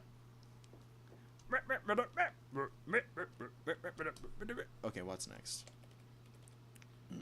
Alright, let's go back to the reference. Okay, so there's a lot of blur, and it makes sense because, you know, crowd. I think we can do this. We can make more. Okay, so there's a shadow. The crowd cuts here, and then there's just wall and roof. It makes sense. Like, it's the structure works that way. So let's make something similar to that. Something where the crowd cuts in. So we're just gonna grab this. We're gonna probably make a mask. Let's see what happens if I make a mask, if I erase it. Okay. Yeah, so I get to see part of the wall. The same thing I will have to do with the stairs. 3D model? Nice. I actually have done my PNG model and streamed it last week. Yo, you made it for the first time in a while? Awesome! But yeah, I wanted to upgrade. So I went to Blender. Do I have it? Yeah, let me see. Blender. Like I have it just laying around. Hang on. I haven't done much progress, but I really wanna. Yeah, I'm so excited. I want to show it off. Hang on. It's loading. You see, Pixel. That's the other thing. I get so excited about creating that it oversees my need to just be perfect. You know. 3D model blend, there you go. Okay, so you see here it is.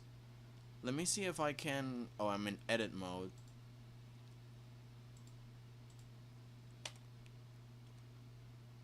Nope. Object mode. I'm gonna grab this opacity. Let's put it back. So this is what I want to make. You see how the model is going to look, and basically this is what I have so far. Low poly, sideways like that, and that's how it will look sideways too, over there. Now let me lower the opacity again so you guys can see. Nope, hang on. Camera. Hey, you see? This is the sideways view. Little tail, little thing there, and then I go here and move the opacity a little bit higher, and I got like the soles of the feet, what the footwear is gonna look like, the hands. I'm gonna make them separate. Like I wanted to make it look a little bit superhero-y, so I did like these things. Like, again, I'm very excited for this. This is so cool. And it was thanks to another VTuber that helped me out. There's a few. First, it was Julius Cartoonist, who gave me a few tutorials.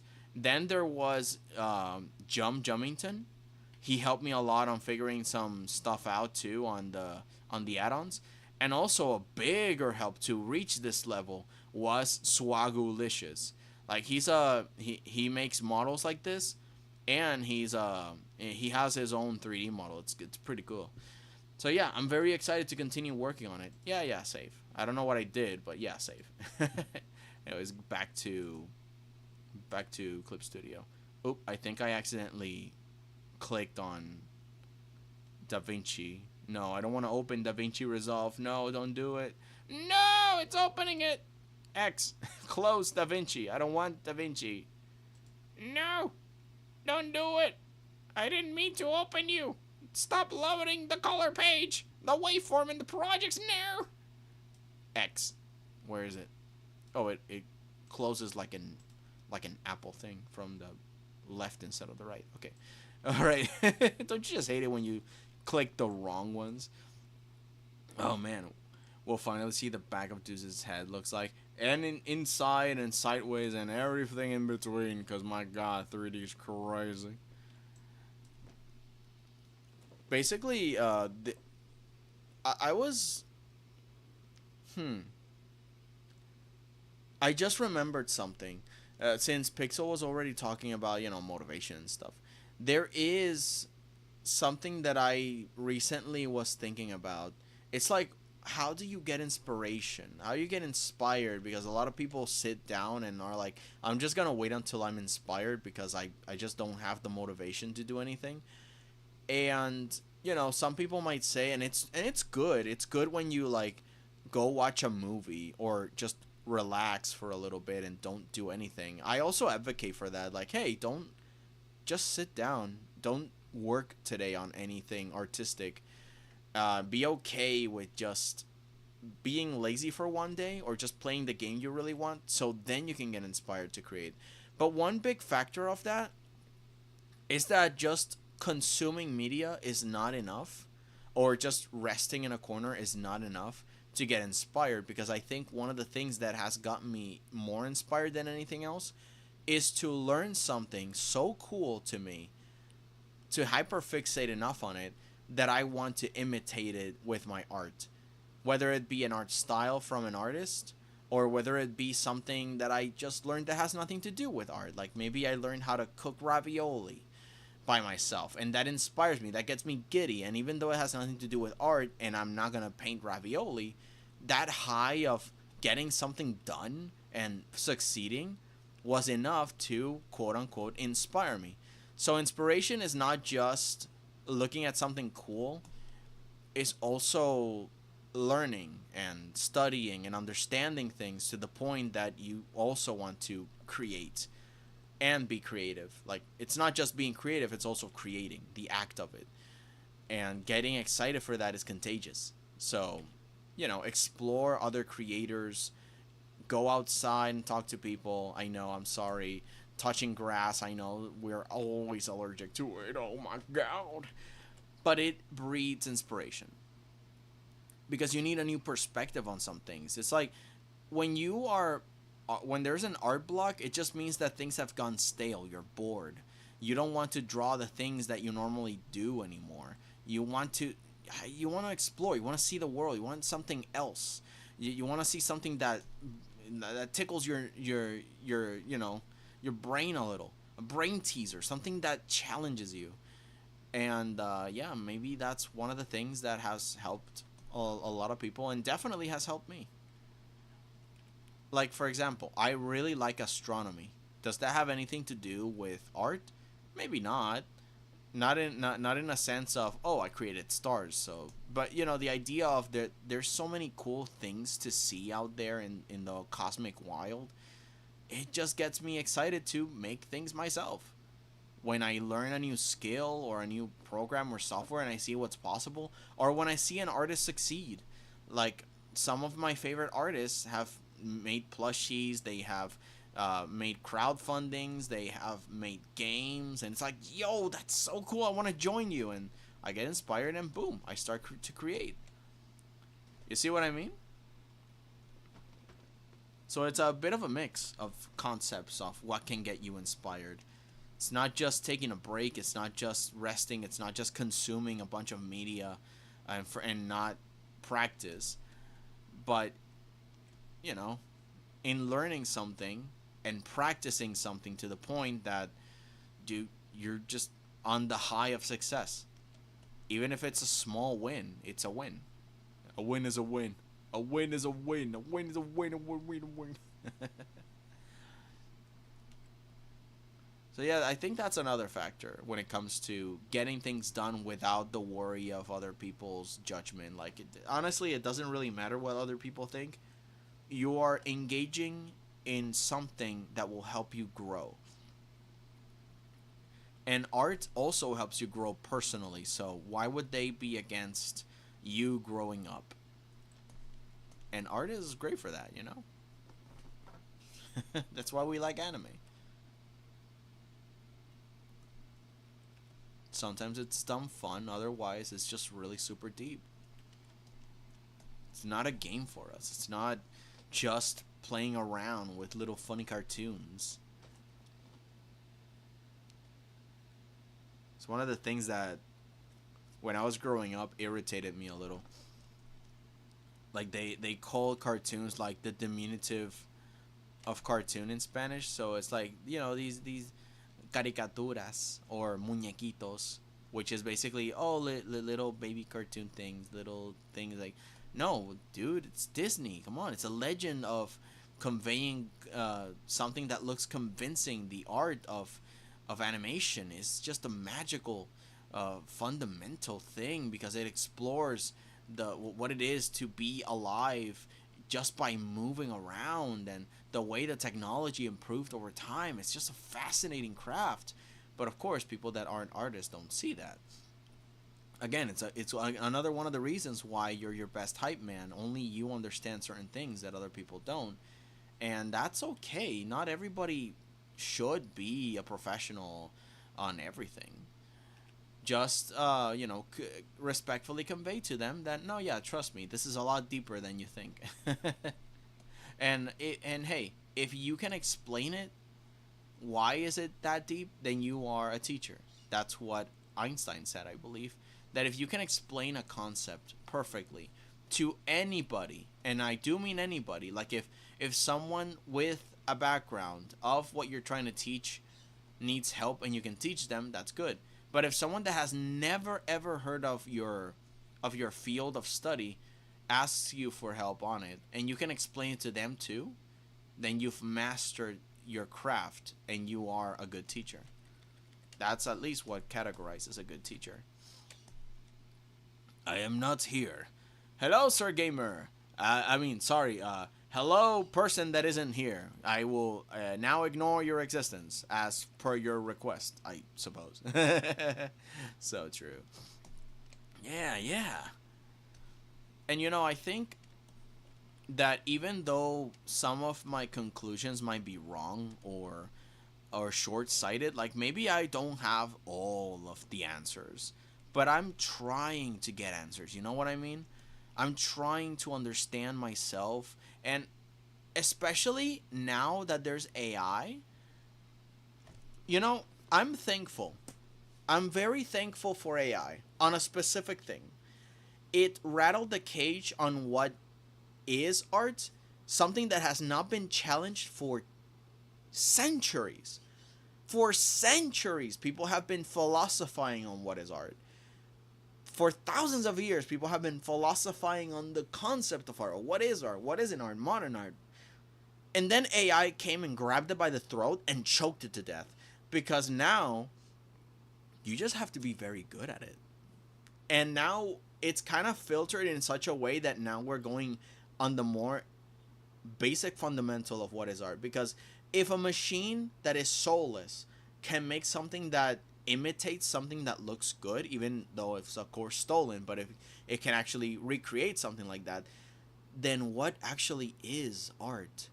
And now people have to admit that it requires a human component. It requires something that is an expression of the human soul, even if it is just for funsies. That's the point. It's made for funsies, right? Therefore, it's made with that specific purpose that the machine cannot do. The machine cannot have fun. So I'm thankful for AI for challenging the very definition of art.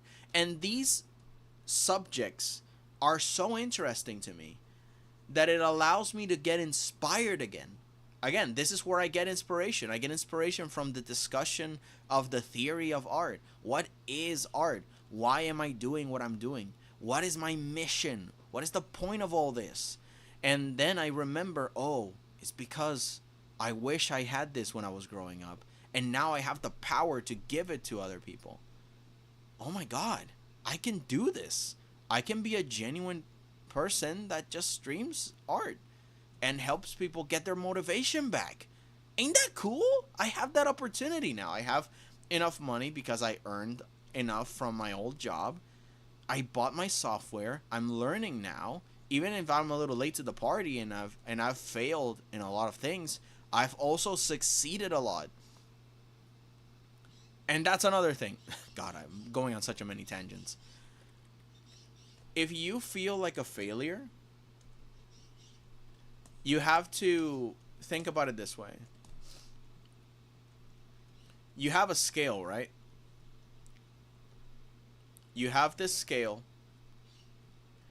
And some people that get very emo and very edgy, they say like, oh man, the only best realistic way is to see that you know, see it realistically. Failures all the way, no success, life sucks, and I'm not successful, and everything is terrible, and life is disgusting.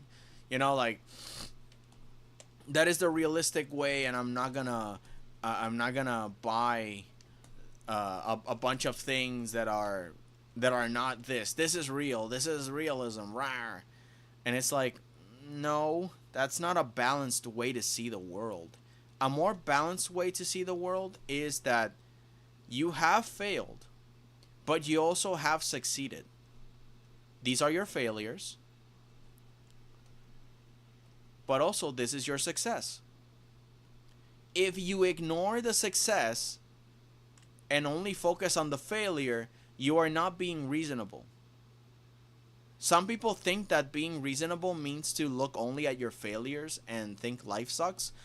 And yeah, there are things that are unfair in this world. But look, to see things balanced means that you see the bad, but also you see the good. And if you've done good, it would be irrational, short-sighted, ignorant, and idiotic to not see all the good you have done. So respect yourself and admit the things you have done well, even if you have failed. Because I think that is very important. Not just for you, but also for everybody else that depend on you and that expect from you. Again, not to say that you're going to become a slave of everybody that expects something from you to become something. No, that's your prerogative. That's your journey. No one should be telling you, unless they have good advice on how to do it, no one should force you into anything. But it helps you, like, kind of get that responsibility back. Like, yeah, no, I should just start doing the thing. And not worrying so much about failing. Because, again, it's just par for the course. Everybody fails. Wow. I'm you know, like, we're nothing special in that sense. Let's see. Animation is in a very interesting spot right now. The industry sucks so bad, but I think it's slowly starting to gain more respect from people. Looks like the Oscar winners last year, a few years, Guillermo del Toro's Pinocchio, Boy and the Heron, Flow, movies that won Best Animated Feature category, and it wasn't Disney.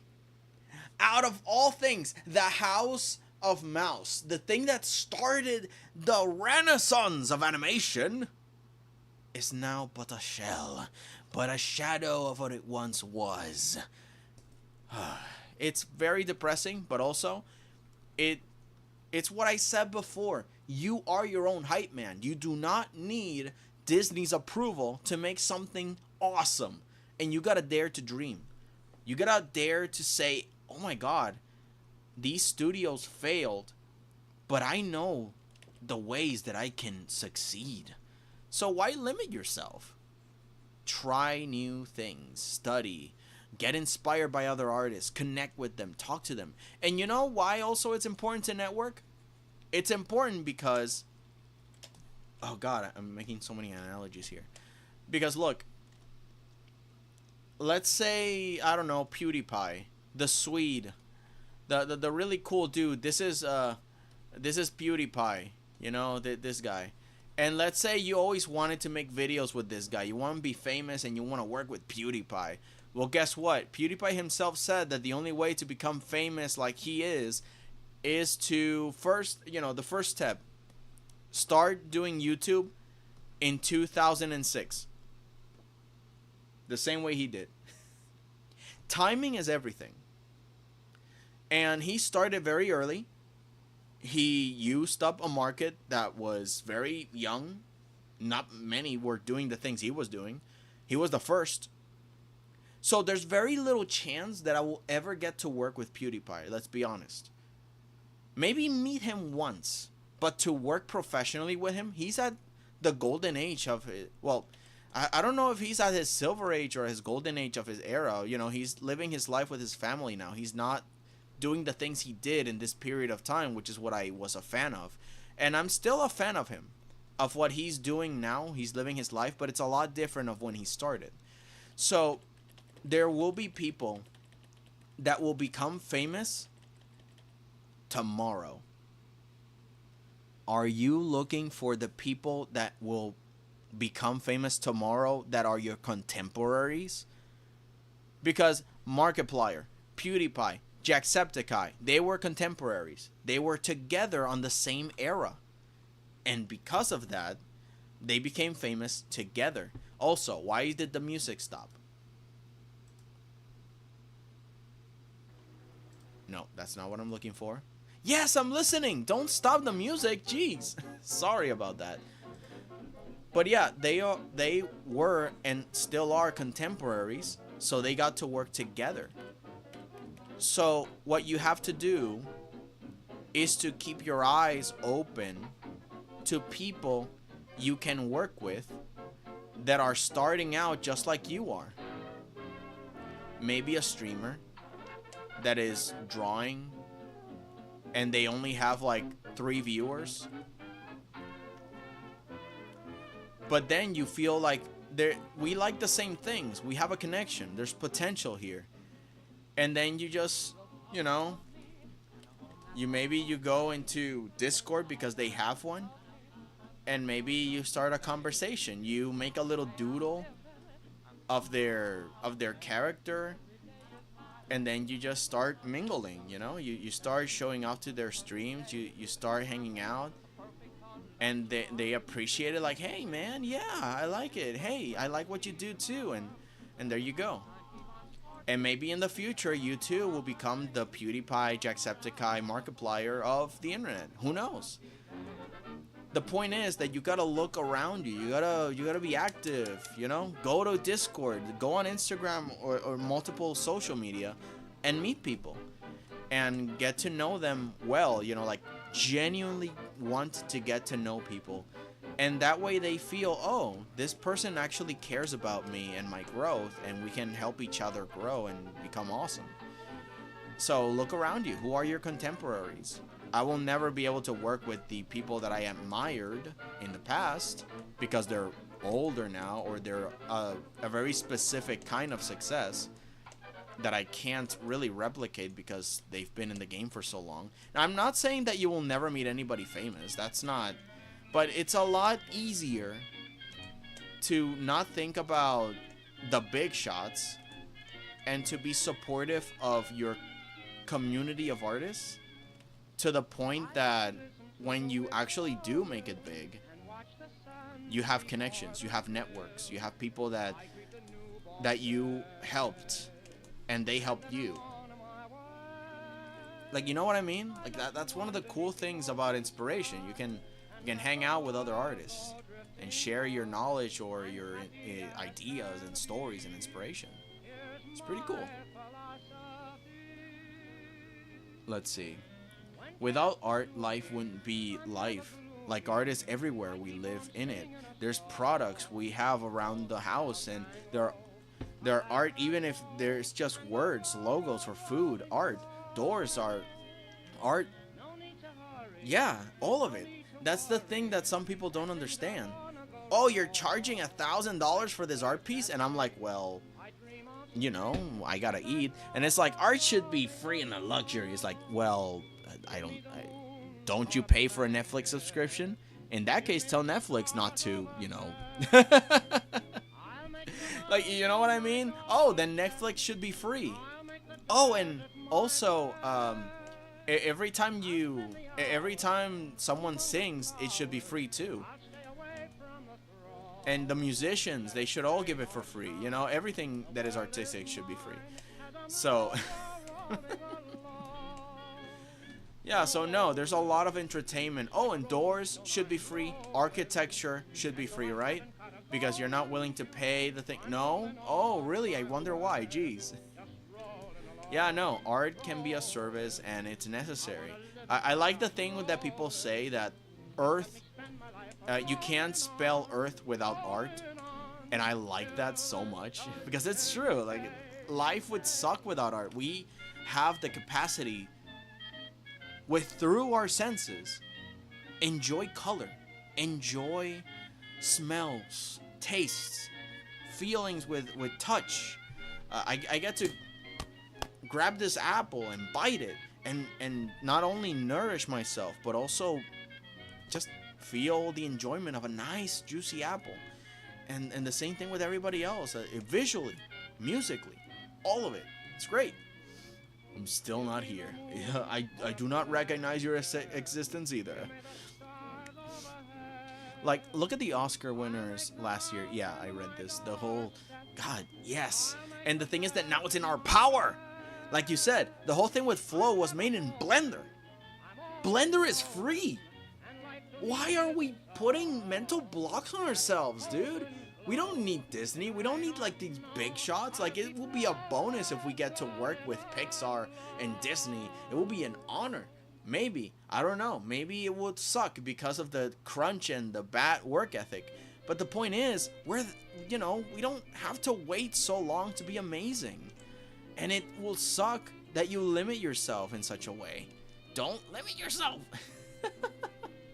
Oh man, it gets me. You see, that's where the inspiration comes in. I feel so inspired. Oh, and recently I saw The Wild Robot. That was a really nice, cute movie. I recommend it. And it's based on a book series, and they're going to make more movies based on the other books. There's like 4 books, so the movies are going to continue. Although I'm a little scared because it was a very nice self-contained movie, and I'm afraid they might milk it for money. I hope they don't and they follow the books. But it was a really good first movie. I'm not gonna lie. I got a little nervous because I didn't know about the book things. I'm like, oh man, please no, I don't need a sequel to this. It's perfectly done, wrapped up with a bow. What else is there? But yeah, if there is a whole book series and they want to explore that in an animation form, then I'm all up for it. They've earned my trust. But I'm still skeptical because I'm scared of sequels. People tend to use it to milk money out of a franchise and not to actually continue an interesting tale. Which is very, well, it's not hard to do. That's the thing. If a story is meant to have a sequel, then it's meant to have a sequel. And it's gonna be good because it's meant to have a sequel. But if not, if all you want is to milk cash out of it, then of course you're not gonna get good ideas. Like, what else is there to explore in a world that is perfectly self-contained in a single movie? Like, unless it's like Star Wars and Lord of the Rings that have huge amounts of lore, which lore serves as a aid, so you can continue to make more stories in the same universe with different themes and such. Like, you can definitely make a horror story with Star Wars, and they created Force-made zombies. You know, so there is world to explore. But the main story of Star Wars is something that is ignorant of the whatever lore they have. The only lore that's necessary is the one that helps tell the story. Anything else is just unnecessary fluff and would distract from the main idea, which is the story of fathers and sons and about good versus evil. Very clear cut good versus evil and redemption. That's all Star Wars is. At least in the first, the first poetry of Star Wars, the main idea. But you can make other Star Wars stories with it. Like Rogue One, it had nothing to do with the original elevator pitch, if now I can call it that. The House of Mouse is crumbling, exactly. Two-Sits, will you remember us when you become rich and famous online art influencer? Oh, wait, I'm sorry. Yeah, Earth without art is just eh. Yep, exactly. I mean, yeah, exactly. I have to remember. That's the thing. I must remember where I came from. Because it's humble beginnings, right? And after that, if I change for the worse, you guys should not be loyal to me in that sense. You guys should be loyal to your principles, to your morals. Because let's say, because that's one of the things that people say, don't meet your heroes, they disappoint you, and it's true. I've met some people that I admire, but they don't quite follow the ideas that I have of morality or decency even, and I have to sadly be like, okay, I like what you do, but I have to distance myself from the artists themselves. And I don't plan to be, to change for the worse. But honestly, I've learned to not say never. Because I've met people that have been very nice and they have changed for the worse. And so, again, I work every single day to try and be as good a person as I can.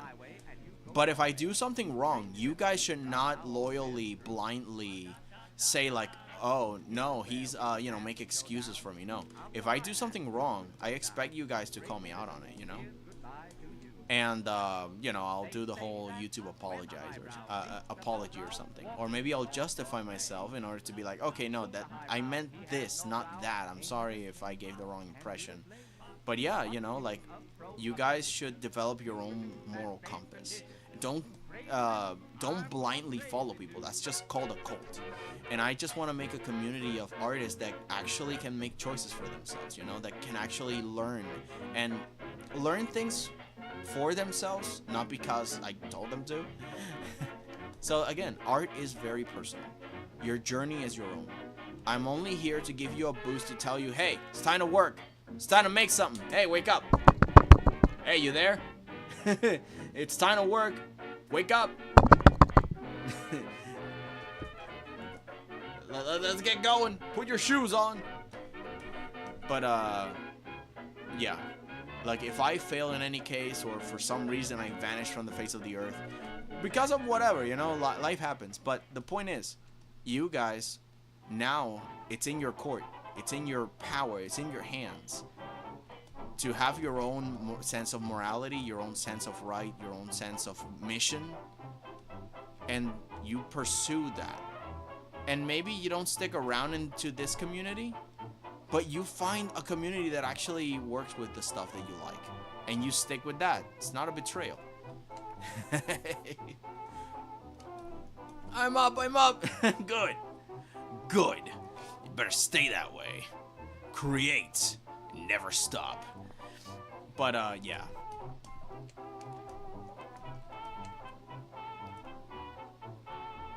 I just want people to get up and go. Don't feel that you're such a failure that you don't deserve to stand up anymore. Like, nah. Life is too cool in a lot of aspects to just be wasted that way. And you're awesome. All of you are. You have aspirations, you have dreams. And whether I'm still here or not to see it, I want to at least know that you guys put something out there and you did your best. And, you changed your life accordingly for better, for something completely different. Maybe you aren't actually passionate about art. You're passionate about cooking, which is another form of art. I don't know. Life changes. I never knew I'd be doing streams. It's crazy. I mostly watch streams, and now I'm doing them. What kind of crazy world is this? Who even am I anymore? But I'm very happy to be here,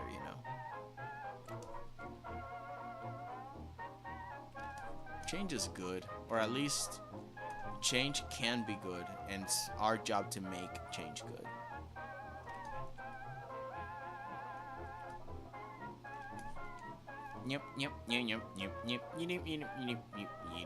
I yap too much, I talk too much.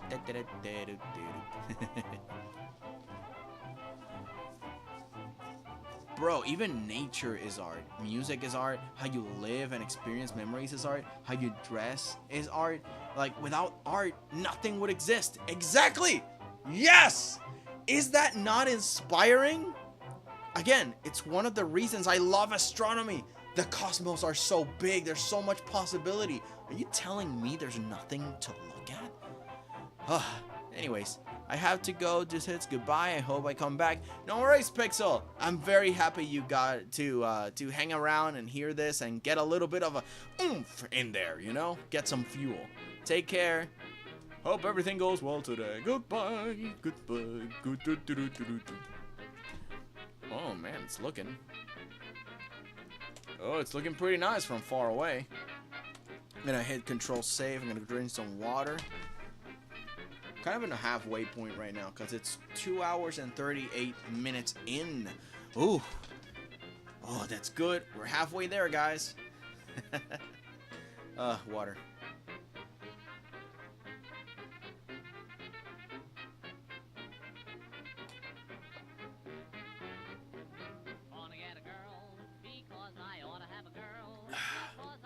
Yep. Everybody hydrate. Make sure you are well. Full of water.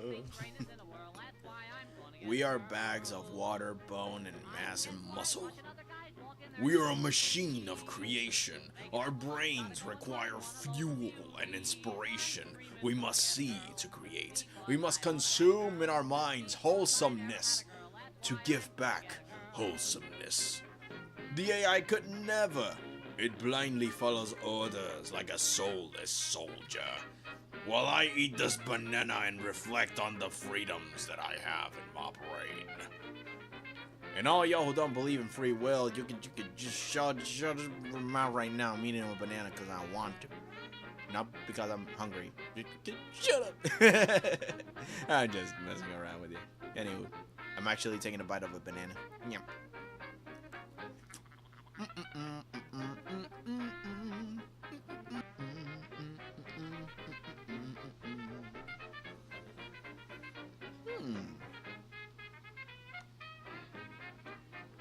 Oh, cool. Violating is on. Maybe I'll send you guys there when the stream ends. Unless there's nobody else streaming. Normally, when I end up streaming, it's always Story Taiga or Violating.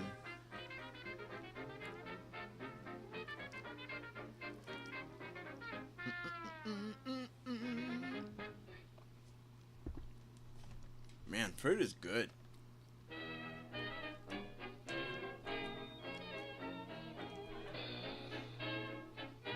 Okay, so let's change maybe the base.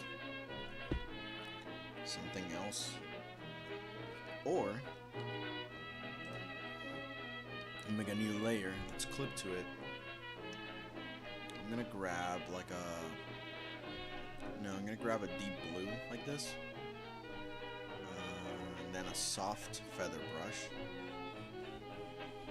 I'm gonna darken this a little.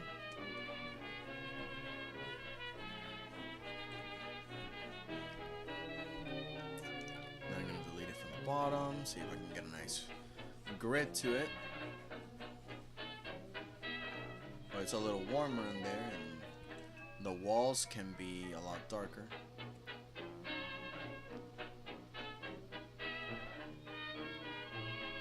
Yeah, because it's mostly for the walls. And then at the bottom over here, the crowd is a little warmer.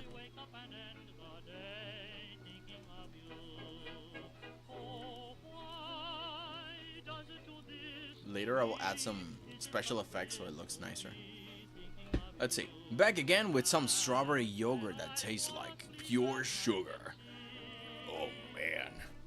You're becoming the most fastest creature in the world. ADHD. What is that? Oh boy. Oh, I should actually... Yeah. The stairs need to get cut a little. Because it looks a little flat, you know? Like, I did a little bit of a bump here, but maybe I can do some inconsistencies here so then the stairs don't look so perfectly straight. What is this song? No idea. I'm just making stuff up as I go. Quiero una canción, porque hiciste un chocolate para comer para un coyote. I'm making things up as I go, and they make no sense. It is something like an irregular note. These are the stairs. Okay, so I gotta mess around with this mask and put people like in front of the stairs like this. Yeah, so that way it's a little bit more 3D. Like the people are standing up and it's not so straight on this end. You know, the person standing up will cover this side of the stairs, but not this side. This time we can put some railings or the sides of the seats, know, like an illusion. We don't really need to put in that much effort on those details, but I like that if there are some strong colors that are seen from far away, maybe I can actually do a little bit of a fade there. I mean the YouTube song. The YouTube song. Oh God, what happened? I can't really hear what we're hearing. Frank Luther. All right, let me connect my headphones actually, so I can listen to what you guys are listening.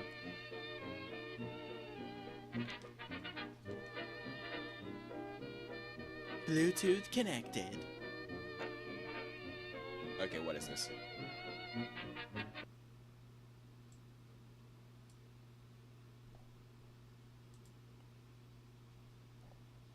Okay, it's connected, and now it's loading.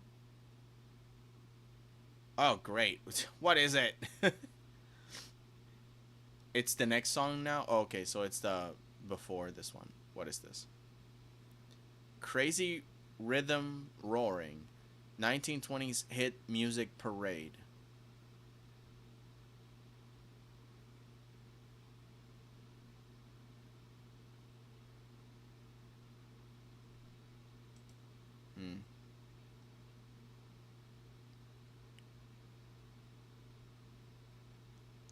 It won't play. It's loading forever. Don't tell me it's gonna crash again. Oh, the internet's going a little low. I saw the bar moving down. I don't like the looks of that. Please tell me the stream is fine.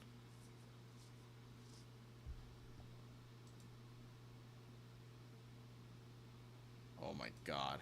I'm gonna need to actually just... Okay, I'll just review it next time because it just won't play.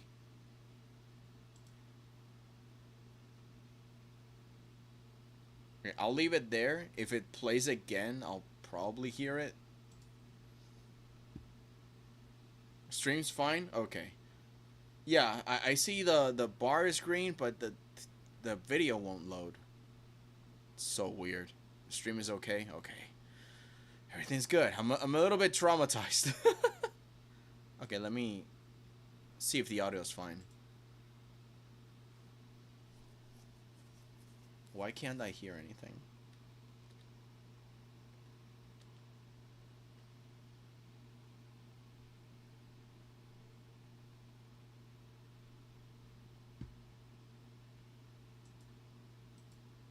This should have audio. What happened?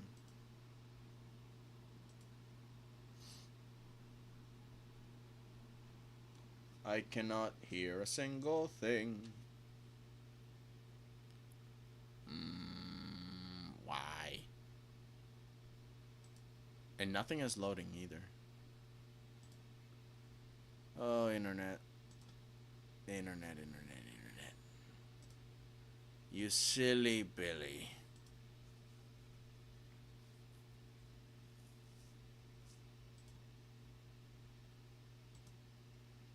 Alright, refreshing again.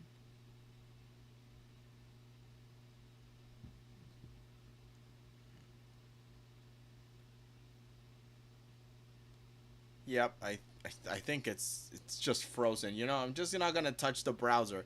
It's gonna be a very boring. All right, let's see. So I'm writing a song. I'm panicking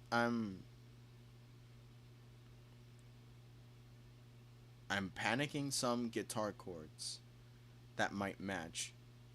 I think you mean picking. So I'm writing a song. I'm finicky. I'm finickying some guitar chords that might match, using my voice for the melody and digital for some... Oh, picking. There you go, picking. For the melody and digital for some effects and drums. I've been practicing music for about 5 months. Yeah, I'm excited. Finicky alt I'm finally get to make my first actual song. Yippee! That's what I like to hear. Oh, and also, it's music, dude. Man, but music is so much, it's so much more pickier. yeah, you are fighting the good fight if you're working with music, man.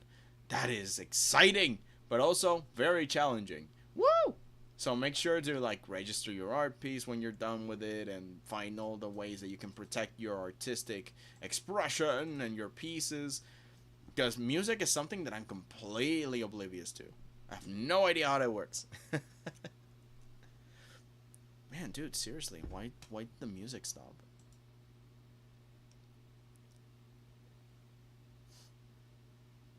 Okay, so the last song was Crazy Rhythm. Irving Caesar, Joseph Mayer, Roger Wolfie Cowan or something. Oh, there it is.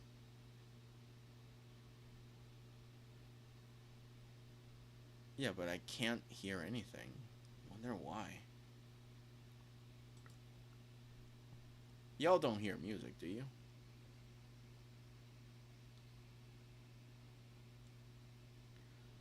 Oh, maybe it's because of...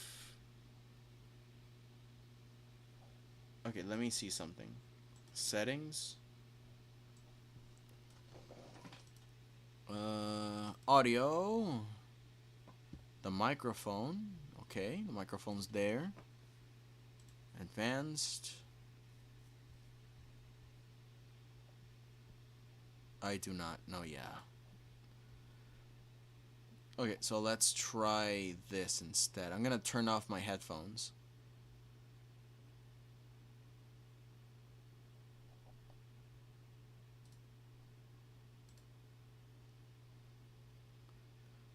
Oh, now it connects. Really? Now it's connected? That's weird. I thought you already were connected, you silly Billy.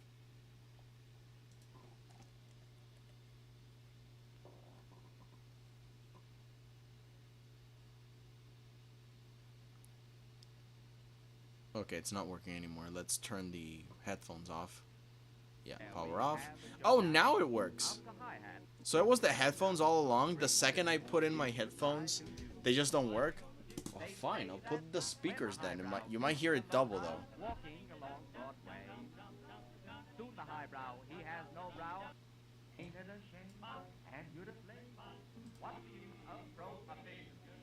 Was it this one?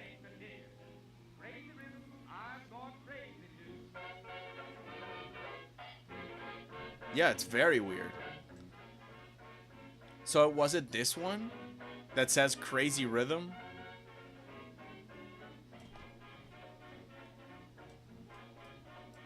That's a really nice rhythm. You don't think so? Okay, so the next one is this. Dance Orchestra, Sam Linens. Vocals by Irving Kaufman. Was it this one?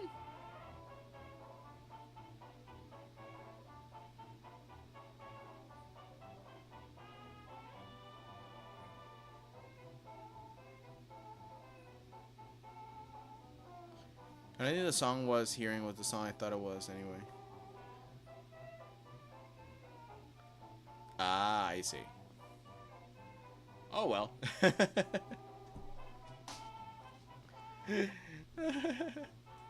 But I like how bouncy these songs are. Heck yeah.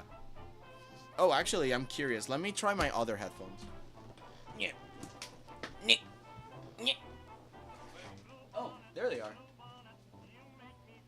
I thought I had to jump all over the place to get them, but no, there they are. Hey, boo-boo. I got these here headphones. Oh, the thing is that I can barely hear myself, so I have an excuse to just scream into the void. Alright, let's see. Pairing. And I'm going to choose them right here. Please work.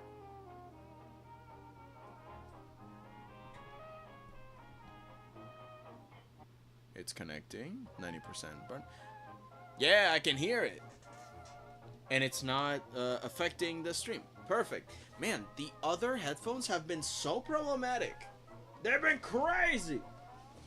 They just don't work sometimes. It's insane. I mean, they do work, but they mess around my audio. It's ugh. Anyway, we can continue. Now I can finally hear the music.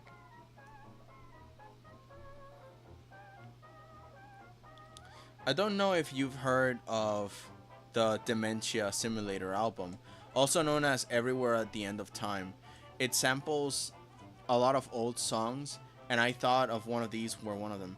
Oh, yeah. I saw a video that was talking about that exactly.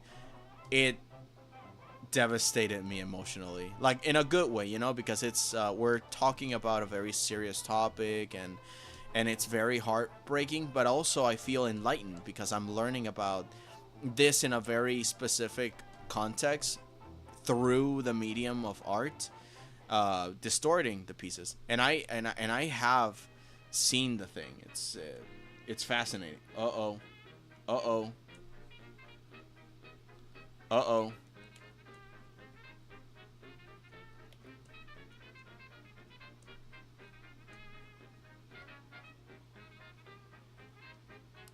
Let's turn off the headphones. I'm gonna disconnect it. I'm gonna disconnect the headphones.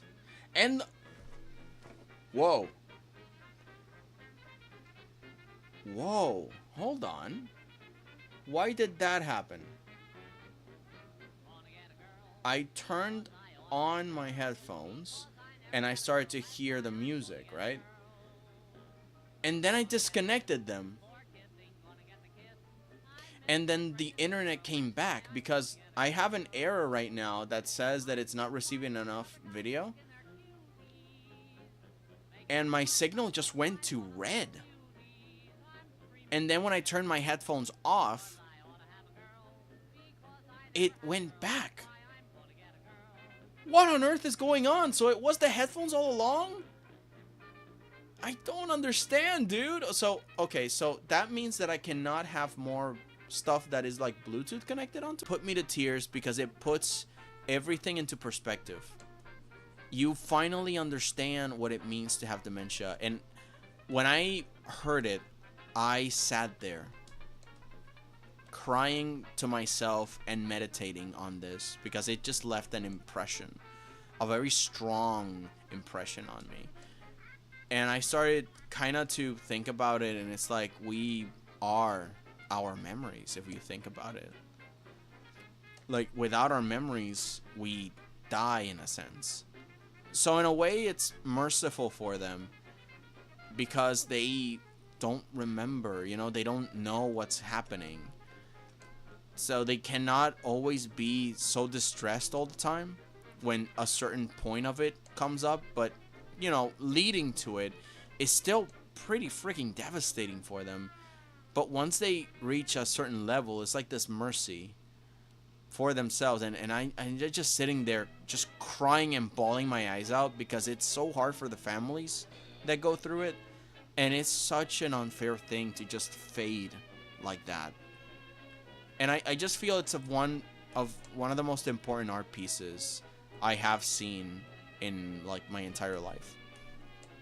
It is genuinely something that I feel everyone should at least once understand through this album. It's so powerful. It's indeed extremely powerful. And I'm thankful that it exists, honestly. I'm very happy that it does. Because I didn't understand it the way that I understand it now thanks to that album. It's amazing. And if no, this is the song, that album, just like, yeah, okay. Let me put my speaker because everything else doesn't work. Okay, let's see.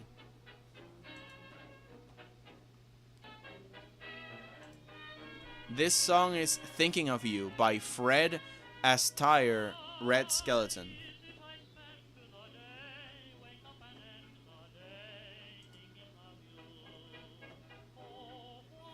This is it, right?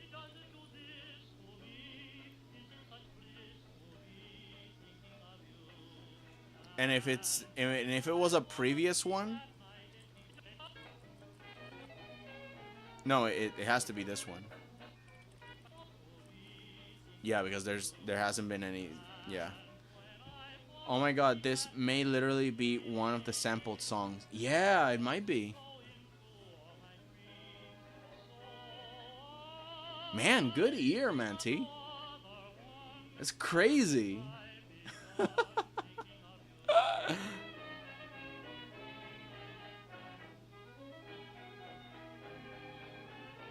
What do the comments say? Oh, okay. Let's see the comments. First off, there's like the whole yeah, the whole track thing. Delightful. I love this channel, but it's clear some materials are way past the 20s. For instance, the picture of Alfred, blah, blah, blah. Oh, I gotta know this. Okay, hang on. Thinking of You shows them at ages. Oh, well, so long as it's not the 40s, I'm fine, right? Oh, no. The only song in this selection from the year 1930 is the last one, If I Had a Girl Like You. The channel posts music from between years of 1900, about 45. The visuals do not always match up. The recordings, glad you enjoy. Oh, okay, good. So long as it's not past that. Okay. Any comments about... Okay, what is this song again? Sorry. Thinking of You. Okay. Any comments on this song, Thinking of You? No sé por qué salgo con una H y en verde Pax. Yo no tengo mi fotografía. What? I don't know what that means.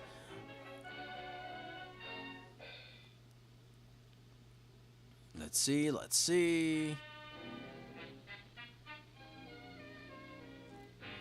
Thinking of you, thinking of you, thinking of you, thinking of you, thinking of you, thinking of you, thinking of you, thinking of you, thinking of you, thinking of you.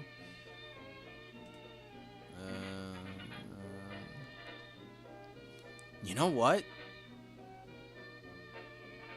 No one's commenting about it.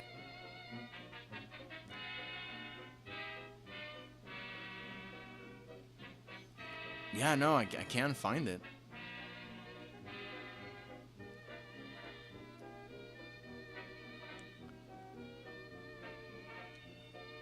Yeah, no one's talking about it. Interesting. Be right back. I'll check the standalone video of this song. Yep.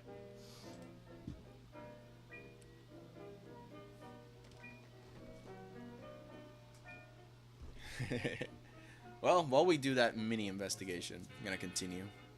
But yeah, yo, that's crazy. We got it. Good ear, man, T. But yeah, I'm very happy that album exists.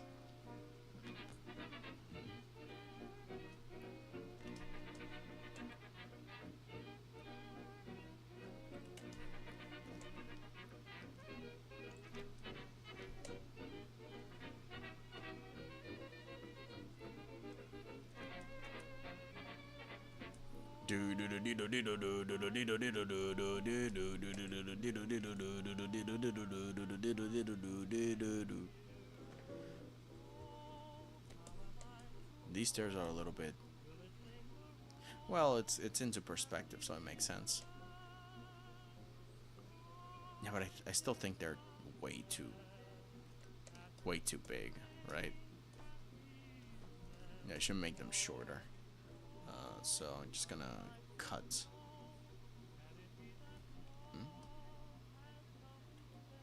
Oh, right. Eraser. Yeah, should cut them a little thinner like that. There we are. Later, everyone. Sorry that I'm not as active on stream. Just being busy and stuff. Have a good day. It's okay, Julius. I'm just really happy that you're enjoying yourself. Have a good one. Yeah. Again, the idea of this whole thing is that if you have something to do, then you can join us and then get it done. A productive stream for a productive person. Yeah, but have fun. Take care. I hope you finish up soon.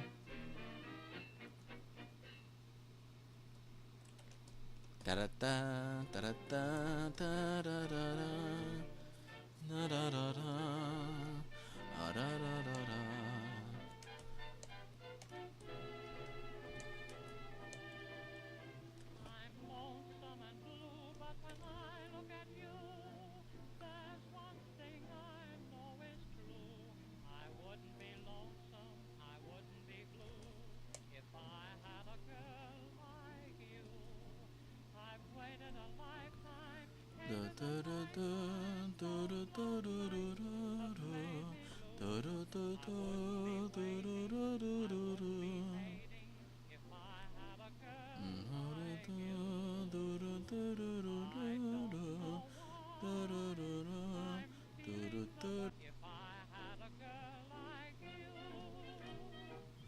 Let's see who gets that one.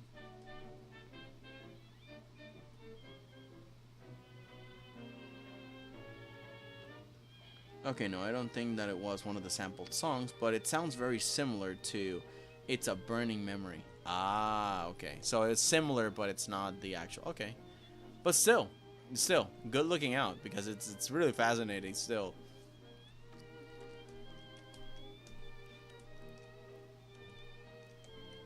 Yeah, okay, so.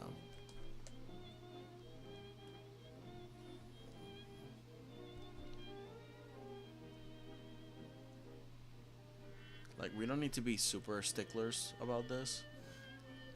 About the, you know. This is just me being a little bit paying attention to detail, but we don't really have to go too crazy with it. Oops. Let me move the chat to the side so I can actually see what I'm doing. There we go.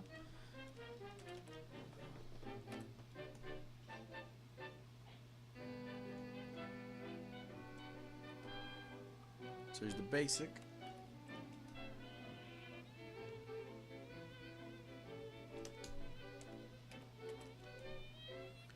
And then we're going to align them slowly to the right perspective. I'm just going to make them one by one. Just not going to make each and every individual one. But yeah, I'm glad the Everywhere at the End of Time album exists. But I don't think I'll ever be mentally well enough to listen to the whole thing. It's, you know, it's one of those things, right? It's one of those things. It's just so hard to describe the feelings it wakes up in you, you know? It's like empathy, but also sorrow, but it's insane, dude. Like, we're not talking about just any sort of problem. It's so, like, it's scary, but cathartic, but also just devastating. I don't know. But again, it has allowed me to understand that a lot better, and also to seek to find ways to console myself if it ever were to happen to me or someone else, because I don't know, it puts things into perspective, right? Some people are indeed afraid of death and about mortality and such, but when you understand things, you can feel, at least when it relates to yourself, you can feel a little bit more calm about it. You know, like, even though things are dire, it makes you feel a little less afraid of what's going on and help you deal with it. Like, you can cry about it, but at the end of the day, you're not losing your sanity to it, you know? You can fight it with pride and then, you know, like, die with your boots on your feet, you know? Like, when my dad died, he wasn't devastated by his conditions. Like, of course, he was very much crippled and hurt, but he made us smile all the time. You know, that's one of the highlights that I want to imitate out of him. He made us smile despite all the stuff that was happening to him and he's the one that was all messed up, you know, hurt and whatever. But he always found a way to turn it humorous in a way that wasn't dark, you know, in a way that wasn't discouraging, because he wanted us to just laugh. And he always found a way to make us not as depressed as one might feel we are. And Mom and I are fine. I mean, sure, she's recuperating still because, you know, they were 37 years married. But it's not a devastation that we genuinely are, like, unable to process. Which is what a lot of people can't do. They can't move on with this mortality thing. Thankfully, my dad never suffered from dementia. But, you know, he still had, like, mental problems and such. And yet, he did not feel like he did have them. Again, it's a very admirable quality that he always thought of us. And he did say when things were wrong, but he didn't nag all the time about it. He did his best to keep us happy and safe, and it was awesome. And I want to aspire to do that, you know, when I grow old and a little feeble, and be like, well, Rand. He used to say this joke where he says, like, well, I got a foot in the casket and another one in a banana peel, so I don't know what's gonna happen. And we always were like, dude, stop saying that. And he's like, what? Again, a little on the dark side, but it's not super dark, you know. It's humorous. But I don't know, you know what I mean? And in a way, it also helps you understand what the family is gonna go through, because, again, taking care of a dementia patient, the person you knew for so long, now kind of turning back into a child is, and no, but it allows you to be there for them when it matters. Because a lot of people that don't understand don't know that, no, dude, you gotta be with that person all the time now, because this situation is so hard to deal with it alone. Thankfully, with this, now a lot of people will be able to help each other out when, you know, when it most matters.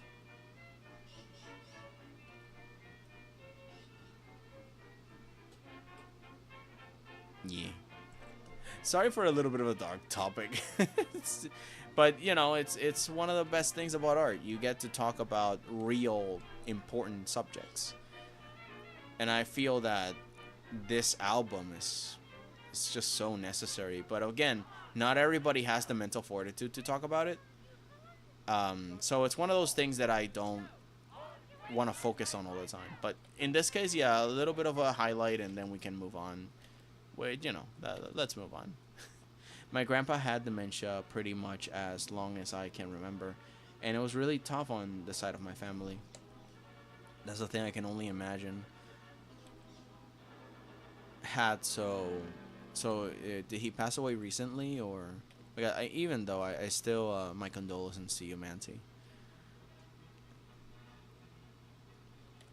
But yeah, I can only imagine how it must have been that you gotta be for them all there 24/7, and they're not the person you knew. It's horrible. Talking about death, what do I know about that? I'm only making an entire comic about it. True. Hey, but in your case, she got fed up with it, you know? Now she wants to profit out of it. There's a big difference. Yeah.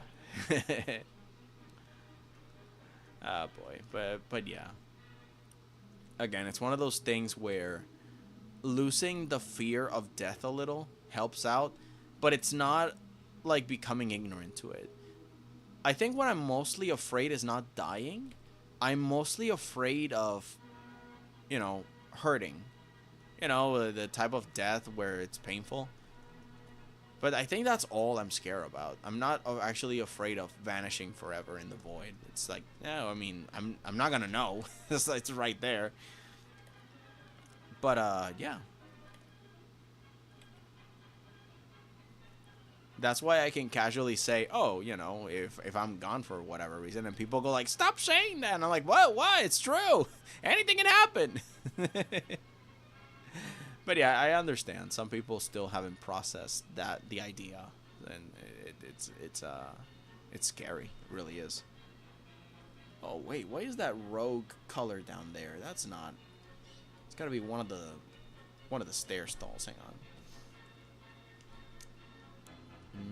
Lower one. It's gotta be. Yeah, there it is. What are you doing down there, you silly? Get out. Crazy. Hiding in plain sight. It's the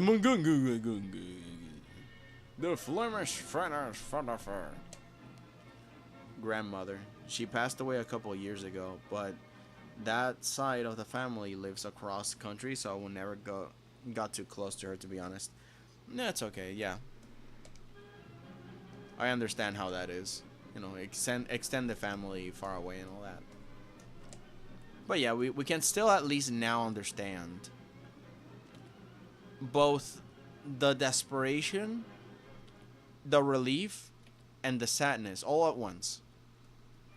At the end of time, literally. You know, like, it's relief because, man, now they're resting. You know, they're good. But also the desperation of being forced to take care of this thing. Or not forced. It's just that, you know, again, it's a thing. Ah, man, how crazy.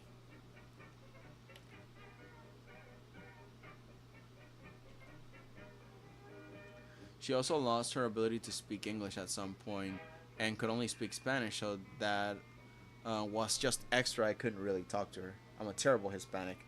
Wait, you're Hispanic too? ¿Cómo que tú no hablas español, mija? Espérate. Espérate, ¿de qué país? ¿México o algo? ¿Por qué tú no hablas español? ¿Qué pasó? Why do you speak Spanish? Come on, man. What happened? But yeah, no, wow. That, you see there, that's another powerful thing when they... But you know what's actually also just as interesting is when they remember things. You're half Puerto Rican, bro. You're half Puerto Rican like me, mija boricua, ¿qué pajo? But I live on the whitest states ever. Oh yeah, I see. So you were raised in America, but you're, you know, yeah, okay, I get it. Like your family is Puerto Rican, but you're mostly American. Yeah, I get it. You were raised out there. But you know, one of the things that make me cry though, that like really get to my heart, is when they remember things because of like music and stuff. Like there was an old lady that used to be a ballerina, and they put one of the songs that she used to dance to, and she remembered the routine. Normally she wouldn't remember, but something in the song activated her brain to the point that the practice, the routine, the muscle memory, it all came back, and she was swaying her hands side to side as if she was making the routine dance, and it was so beautiful. It genuinely made me cry. It really did. Because it's a glimmer, you know. It's she's there somewhere. It pains me. Like it's both a little bit of hope, but also it gives you time to enjoy a little bit of the time you have left with them.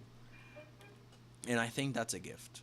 All the times that takes an opportunity to manifest, it's a gift.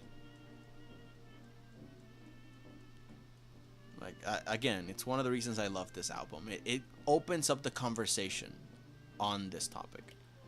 It's really hard to talk about. I know it is. But we can, at least now, for the people that have never gone through it, we can understand it and help people that need so much.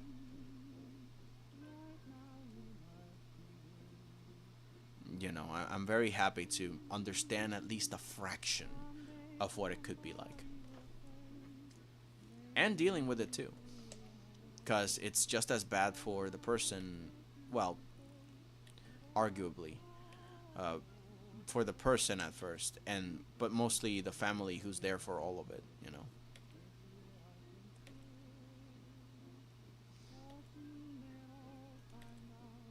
Once you know what ails you, you know a little bit of either the remedy or the consolation that is required. That way you can help more efficiently.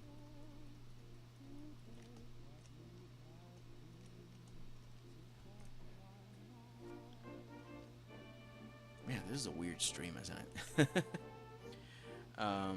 No, yeah, that's one of the craziest things about the album, because apparently the music is one of the very last things you remember.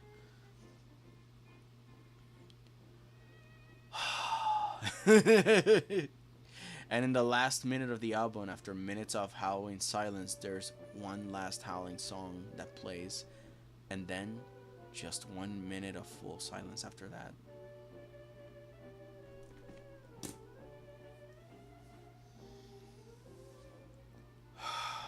I forgot about that. I genuinely forgot all about that. That is chilling. Slightly beautiful. But my god. Anyway, I don't want to bum anybody in the VODs watching this. So, yeah, I think that's some of our last thoughts on it. It's a really good album. I really like it. And every now and then when I get the interest to kind of revisit the topic, I watch it again, or at least I watch the documentary that I found talking about it, not like a mini YouTube essay about it. And like it's a really good, well put out essay thing, video essay.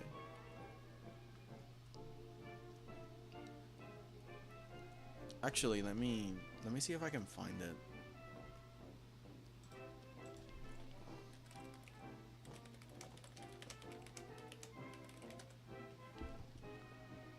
Oops. This one. So, if anybody in the VODs right now watching has no idea what I'm talking about, me and Manti are talking about, I suggest you watch this, but be warned. It is very heavy. It's very sad if you're not ready for it. So, be very careful. This is a cognito hazard, sort of. It's just a very serious topic, but I suggest you examine it, watch it, and absorb it, because I feel it's very important. But yeah, content warning. It's heavy. It's very heavy. But yeah, I think everybody should hear it at least once and understand what it is, and maybe later you can check out the album. But yeah, in any case, that's the video that I saw. Yeah, that's the only one that I've seen like big time.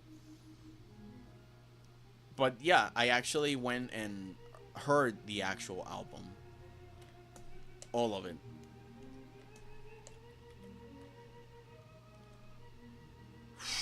It's very difficult to do it. It's very hard. But yeah, I felt that I had to, because it's one of those things that I feel that there are things that I have to experience to grow up as a person and not avoid. And if I find the fortitude for it, I don't see why not, you know? I don't see why not I should not expose myself to this if I know I'm ready for it. And if I know that I want to understand it to help other people. Like, to me, it's important to understand. I like information. I must know. And yeah, that's the price to pay for that knowledge was a little high, in the sense of I cried about it a lot. But the people that go through it cry also. And I think crying about things like this is necessary to become, you know, an empathetic and well-adjusted adult. And I felt that it was necessary to expose myself to at least a little bit of it. again, it's a very strong condition that people go through, and I want nothing more than to help my friends and people that are in need of any sort of consolidation. So, you know, it's kind of like Zoro in One Piece, dipping his hands onto that painful bubble. That sort of thing.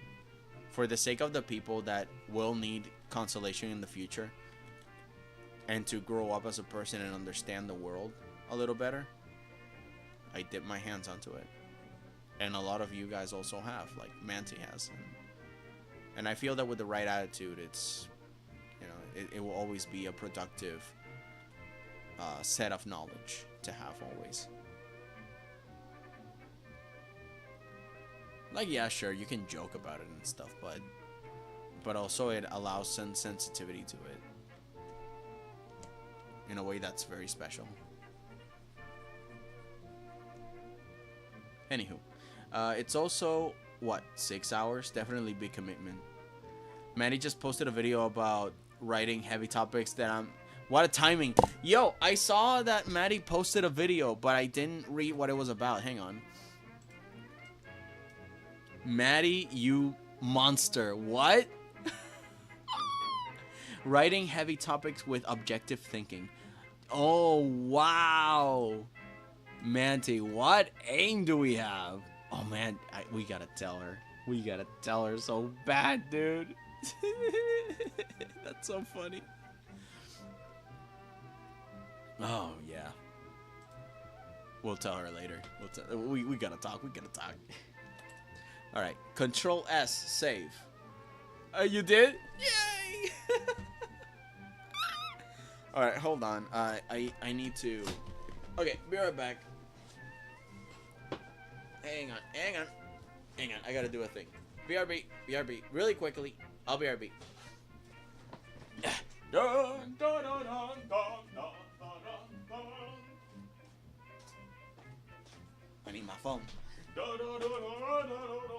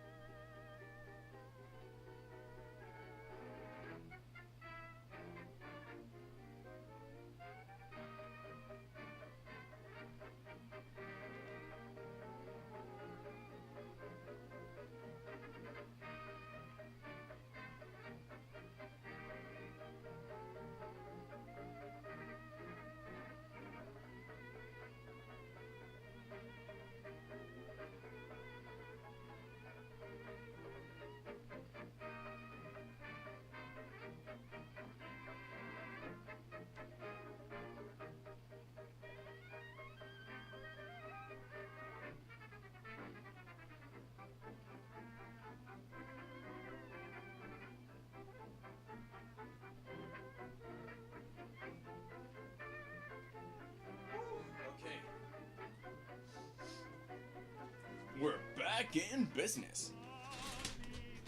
Alright, so we got one more hour left. What can we do in an hour? Alright, let's see. It's starting to look like an actual Coliseum. Control S. I've hit Control S a bunch, but it just run with I want to make real sure that everything's fine. Oh my god, I'm sorry. Okay, let's keep going. Ba-da-ba-da-ba, ba-da-ba-da-ba.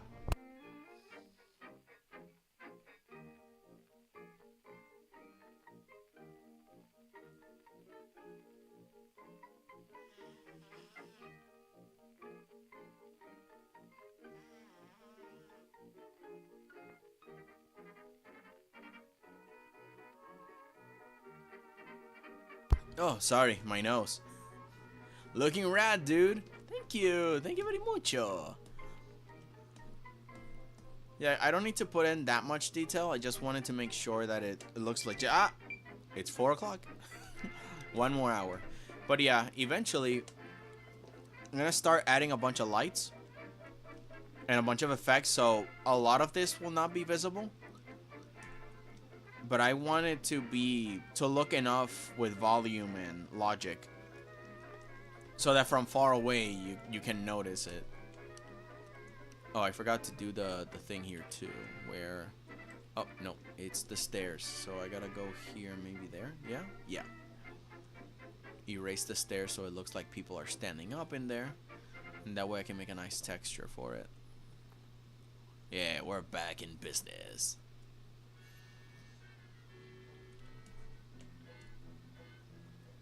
Maybe I can also add a bunch of squares, as in people grabbing billboards and stuff. It's like, we love you! And the crowd goes wild! I've never seen a kick like that, George. What about you? Well, Melson, never in my life I've seen it like that, but if it's anything like that in the future, the Yankees are doing a real good job. Yeah, I know, right? I don't know. I'm not a sports commentator. Man, this sports ball really is kicking. I know nothing about sports ball. I have a client actually that's been asking me to work on sports stuff, and I'm here like, oh, I mean, yeah, sure, I will, but you know, I'll let you know. I have no idea what's going on.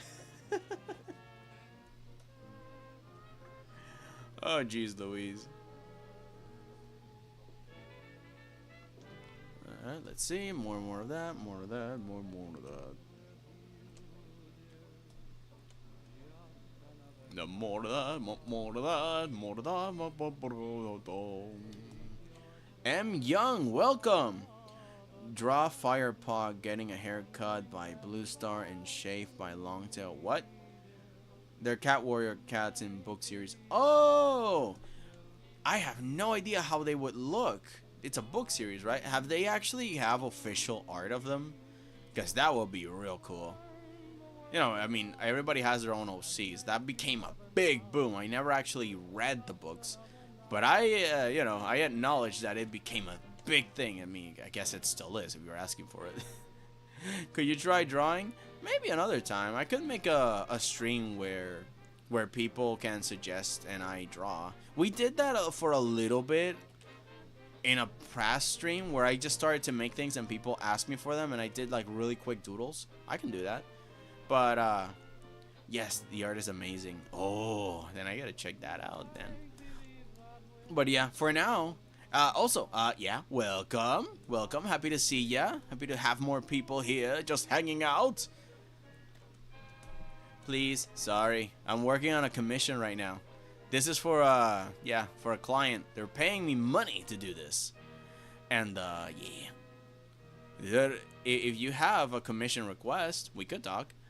But for now, I just want to get this done before it's time to go eat some. And it's looking pretty nice, I should say so myself.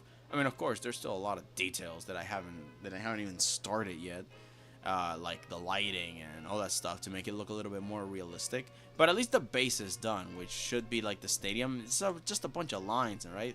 Then there's the wall, there's the crowd with a bunch of sparkles, and I did a few things for the stairs. It's not really that big of a thing, but it's enough to sell the illusion of it, and ain't that what we always do? We're professional illusionists. Mwahaha. Oh, sorry, I'm in the way. I didn't move myself out of the way. I'm always constantly going wee, and I forgot. And I was always in the way. Hold on, let me get myself comfortable. Hang on. Hang on. More comfortable. How you doing? Hey. But yeah, another time I can take on requests and we can do a bunch of stuff like that, yeah. But for now, we dedicate the time to my client in blue. Double D double die. Where is the... Oh, not even looking. Yeah, there it is. So if I pick this and I pick that and I pick copy paste and send it this way because I'm lazy. Control stretch. Control T to stretch things along and to put them into perspective and to put them where they belong. Oh my, okay. Copy paste, pass it along, do the same thing. I ain't gonna spend a billion years on all of them. It's gonna be funny and silly. At least on this perspective, because I gotta do the other ones that aren't in this perspective. And those things are floating, so I'm gonna ground them a little. Gonna put them in their place where they belong this summer.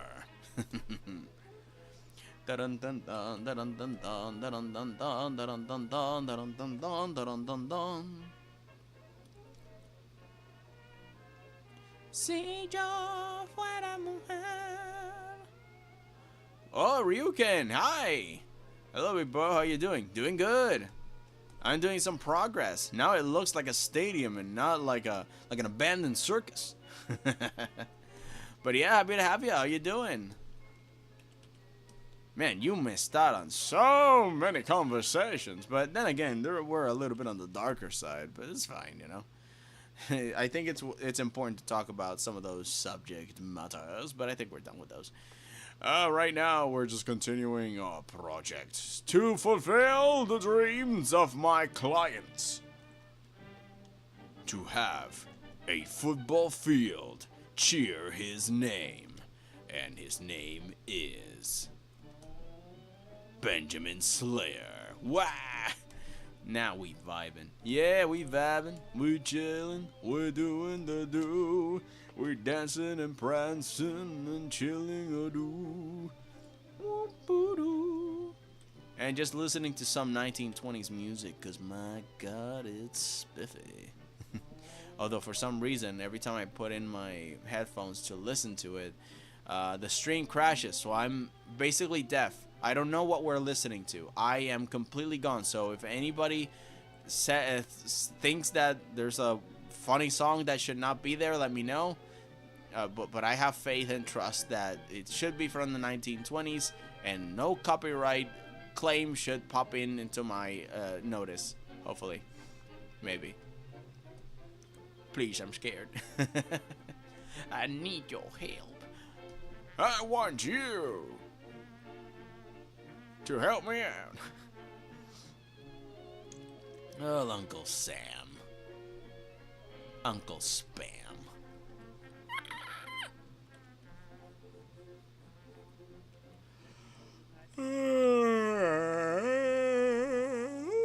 Oh my God. Oh, good golly gee willikers, Batman. I yawned so hard I absorbed the entire Earth's reserves of oxygen. Oh no, the world. I must save it by breathing out. I will just recite this book in supersonic speeds. What is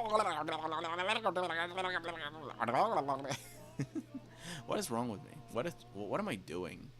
What am I doing? What is life? Is it nothing more than a search for a pen mouse? And what is a pen mouse? But a constant reminder that we're all only one shrimp pose away from oblivion. And what of the poor bat? Flank, forever blank, destined to an existential swim on a sea of an unknowable destiny.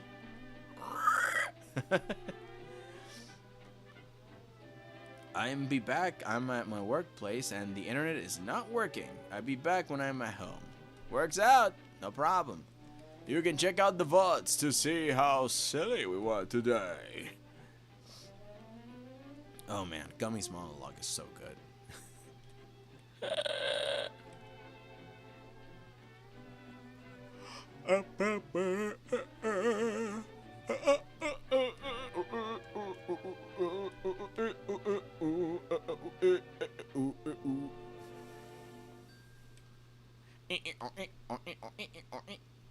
These will be my noises for Friday Night Funkin' sound.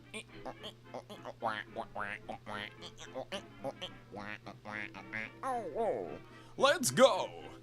You know, that sort of thing. It's crazy.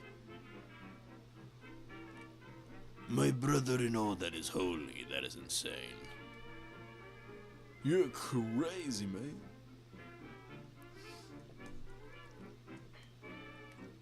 Ah, man, I can't wait to eat. Oh, I wanted to say about being Puerto Rican. That's not one of the reasons I love manatees so much too. Oh right, they're very well protected here, and they're abundant here. I've seen only a few in my lifetime because, you know, but yeah, I've seen a few. Really beautiful. And I like to make a joke, and my username reflects that manatee representing my Puerto Rican heritage, and the psycho representing my white heritage. Is it really that bad over there?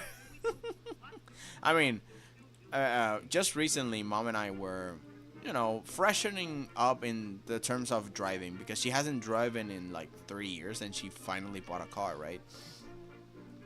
And like the thing that I told you guys in the beginning, the guy that put his son in front of us, and she almost hit another car because she got too close to it, and then other people just being generally rude on the road. So it's like, you know, people complain a lot about Puerto Ricans driving, but then again, every country yells about other people driving. It's not a country thing. It's not a cultural thing to just suck at the road or being. I guess I get it, unless it's like very pronounced elsewhere. But you know, what I mostly mean is that, are y'all really that crazy over there? Because Puerto Ricans are insane. Puerto Ricans are crazy, or at least the ones that I know, they're very cafre. But like, I'd like to believe I'm a gentle soul, just a normal dude, no problems. You know, I like to believe that. I mean, I am insane though, but not in the sassy way. I don't got sass. I can't do comebacks for anything, not even to save my life. But it's really that. Are you guys really more psychos than the psychos here? Oh man, the crazy psycho mantis. Well, my dad's side of the family just seems a lot more insane than my mom's side, lol. Oh man. Oh, so your mom is the one, the Puerto Rican side. Gotcha. I thought it was dad, because then it'd be like daddy making that you know, el cerdo rostizado ahí, el fuego, el palito. You know, like that pig roasting on the stick, you know, which is, no, it's kind of like the beer dad of America, but it's Puerto Rican. So you got like the dude with the pork and just making pinchos and everything. It's just really good. God, my dad used to cook so well. I want to learn specifically because of Mom, so I can, you know, give her something nice to eat every time she comes back from work. But my God, my dad didn't, you know, was missing a lot of his hearing, well, not hearing, sorry, a lot of his vision, a lot of his taste, and the man could still cook like a chef. It was amazing. He just threw stuff into it, and it just popped in gorgeousness, just absolute fantasticness. I don't know how he did it, but yeah, if it's on your mom's side, I mean, yeah. Oh man, Latino moms, not the chancla. Did you ever got threatened by the chancla, Manti? Thankfully, not me though. Oh my God. Wow, what's wrong with me? I'm very tired suddenly. Your dad sounds like a great fella. Yeah, he was awesome. At least you know, like I don't know. At least he knew everybody. He just hanged out and it was chill. Like honestly, compared to his past, which he always wanted to know his father, and his dad did not just, well, he did leave, but it's not like he never saw him. It's just that he never got close to him. His dad always kept him at an arm's distance. So I always am very thankful that I got to know my dad, and that he was actually a very great individual. You know, of course, nobody's perfect, but I'm very proud of him. You know, I'm very proud of all he stood for, and I support him fully. But I still cannot believe the sort of monstrosities he would create, like these delicious dishes that he could barely even see. It's like, how do you do this, dude? Like, I'm envious. Like, what am I gonna do? You know, I at some point I just have to do it. And now I got to. The kitchen is mine, and I am a clown. So there's pie every day, with all sorts of fruit and vegetables inside. I'm a clown. I fit things into cars. And a pie is sort of like a car, right? It's a vehicle that eventually enters your belly. So I have the power to put whatever I want in it. It's a pie of everything. Check it out. It's a pie of pie flavor. Nah, she's pretty chill. Good. So it's literally the quote-unquote gringo side that is the psycho here. I thought it would be the Puerto Ricans, because Puerto Ricans are crazy too. Again, I like to think I'm a normal dude, but man. Well, at least, well, I don't know, how much crazy did you inherit? I'm sure it's gotta be a lot of funny stories. Oh man, those are the best. When the family stories are just really good and crazy. It's like, this one time we did this and it was crazy. Like, what, you did what? Dude. I still remember all the stuff my dad said when he was younger. Like, they used to call him Tarzan because he had very long hair.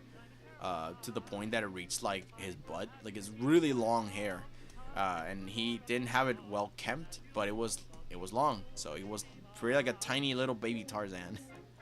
And he got into a lot of trouble, mainly because the old people around the neighborhood bullied him a lot. So he kind of retaliated by throwing pellets at them or something. I don't know. It was crazy. Different times. Da da da da da da da da da da da da. Da da da da da da da da da da da da da da da.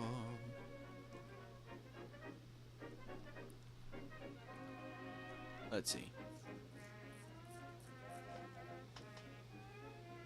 Hi, dudes. Lum! Lum, welcome! Hi! How are you, Lum? Hang on. Whee, Lum! Lum is here! And Sign, I hope. Yeah, you guys are always welcome. Oh my god! Lum and Sign, Lum and Sign, Lum and Sign, Lum and Sign. Woo! Happy to see ya! How you doing? Yeah. Come in, grab a chair, grab a snack. It's all good. It's all good. You came in just in time. Because, you know, there's still like, what, 40 minutes left? There's plenty of time, right? I'm drawing a crowd. My dad was raised in a commie hippie commune for a while. So there's one absolutely wild thing. Yo. Let's see. Got the guitar and the chords, so I'm gonna have this stream while I practice. This is a handy dandy thing. Sorry. This is a handy thing to do? Absolutely not. Am I dumb enough to do this? Yep. And nobody can stop me from multitasking.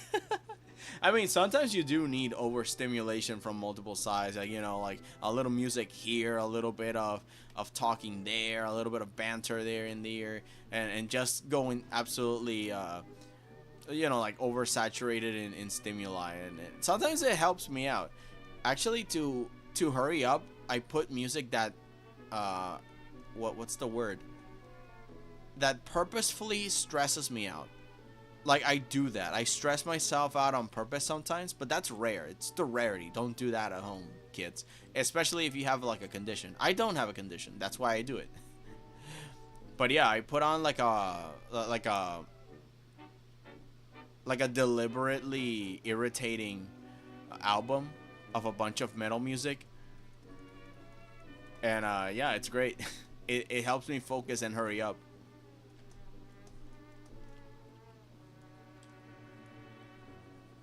Roger that, let me try with another film. Love is a bowl of chocolate, and my name is Forrest Gump. Lonely Island. It's been years. Let's see. I had fun, but then I got sick, so now I must rest. Yep. Get your back into bed. Get your face in that pillow, and we'll just entertain you like the clowns we are. There once was a man named, and he then took a, and then flew away to, and he met over there the great dragon lion of.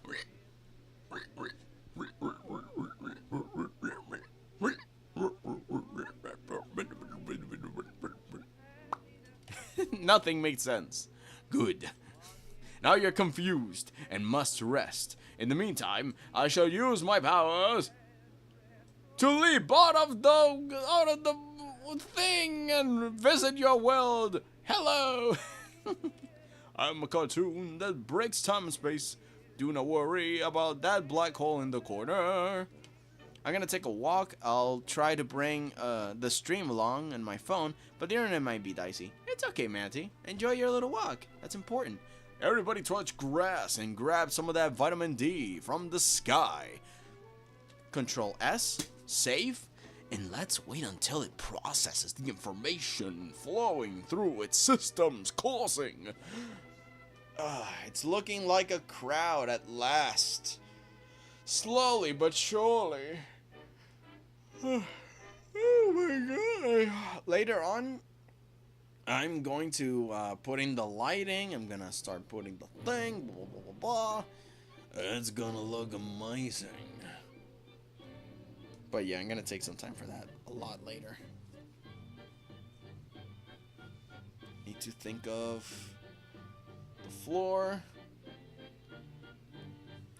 And also making it half grayscale, because this whole thing is going to be grayscale to signify kind of like a manga thing going on in the corner. I think I want to test it with the character, so I'm going to look for the oh, hang on. Before I do that, which one was this? No selection created. Okay, then this is empty. I'm gonna delete it. The selection for this. Okay, so I'm gonna grab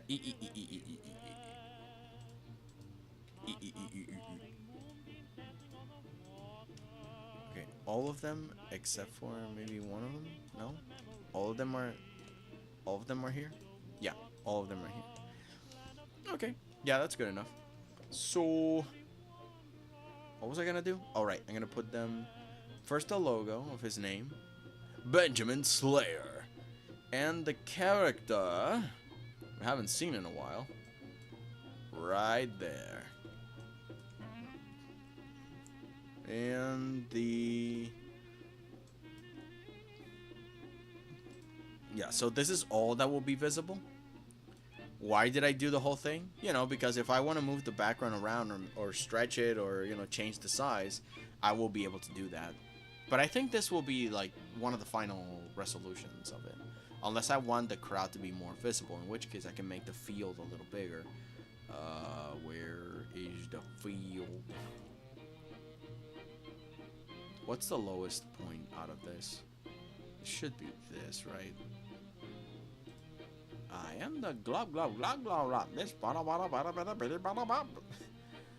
Goo goo goo goo goo goo goo goo goo. There's nothing here. Got it. And over here, it's all of that. So if I grab all of this, make it a group, and turn it on and off. Okay, so I should have that. And what if I make it bigger? You know, like what if I enlarge it? Oops, no, that's not what I wanted. Enlarge it so we get to see more of the crowd, less of those lights. Yeah, there you go. See, like more of the crowd. Uh-oh, I think I grabbed something that I wasn't supposed to. Cancel.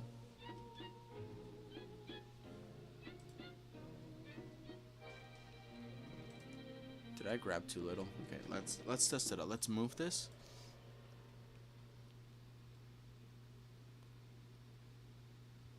Okay. Why? Why do the masks here? I think I have to move the masks after I move everything else. Okay. Okay, so let's try it then. Let's try that again. Let's make the whole thing bigger.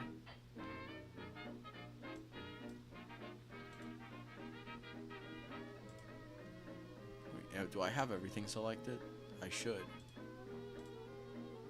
I'm gonna make it a little transparent, not too much. Is it this one? Yeah, it's this one. So, Control T. Alt, Shift, click, drag to like, make it bigger in place. I think I barely need to.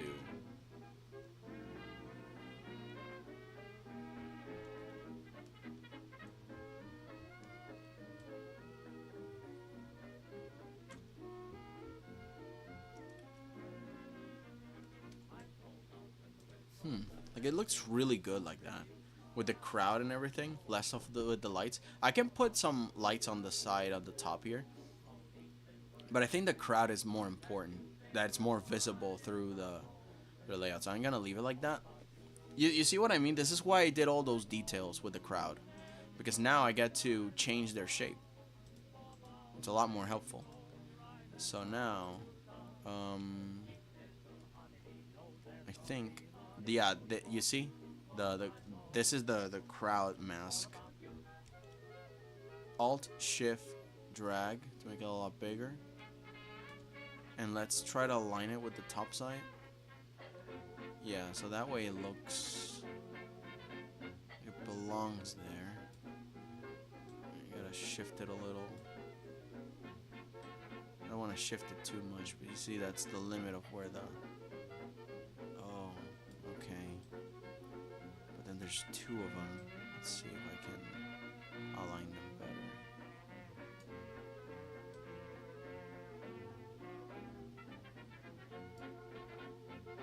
I think this is good. Okay. Okay. I think I might still need to delete a little bit of the top of the crowd. At least on this side. Unless maybe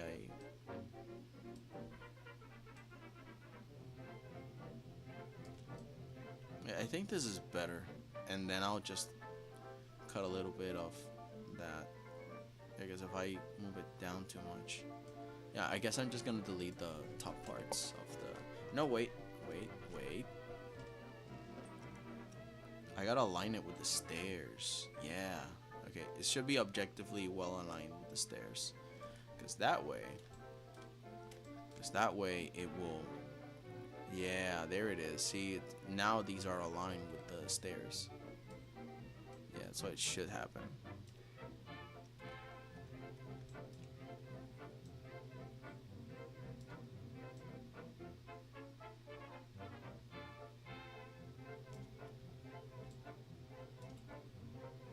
Yeah, I think this works out.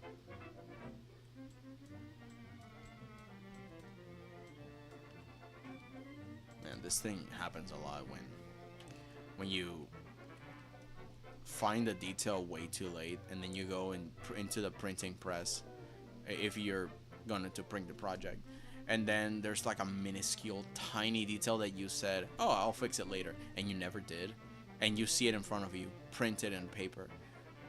Well, as you pay the person the money to have printed the thing, it's like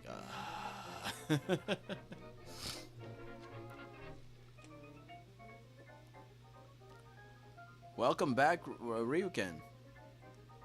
Let's see. So there is this album I listened to. It's called Freshman Year, from a band called Hop Along. They usually make alternative rock, but this is alternative folk-like music with some interesting lyrics. It's all I have listened to in the past. I don't know, just wanted to share. Interesting. Will you use it for some of your projects? Like, is that some part of your newest inspiration? It sounds really cool. The old style rock. Do do do do do do.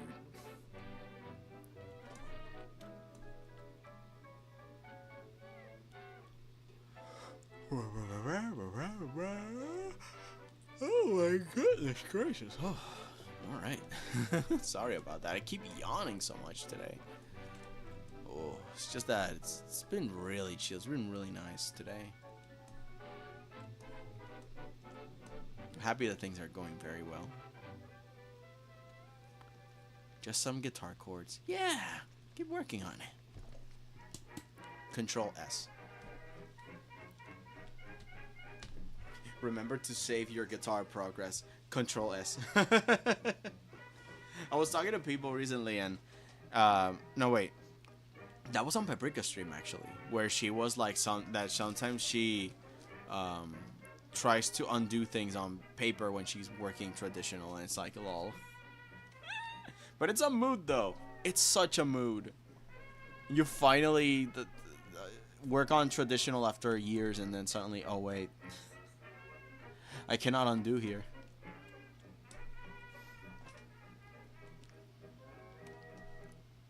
And now, I think what I'm going to do now is that I'm going to go to the white spots here, and I'm going to start putting a bunch of colors as for the banners.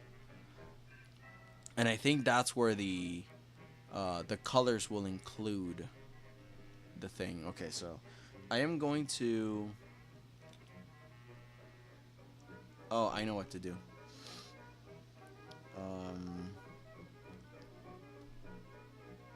Wait, can I do it? No, not with this one. Oh, okay, hang on.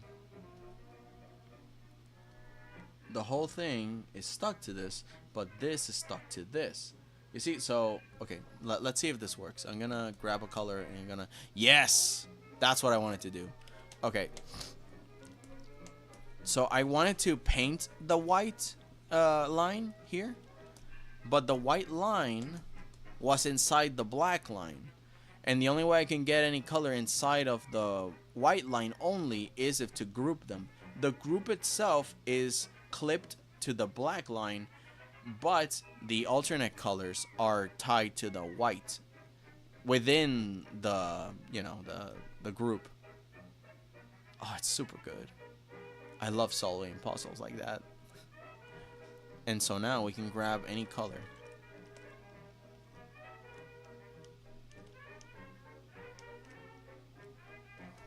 You can make a pink announcement. You know, like a pink advertisement on the stalls.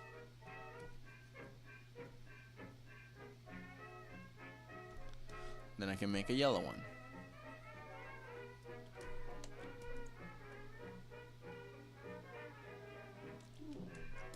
Alright. You see, and I can intermediate between all these colors.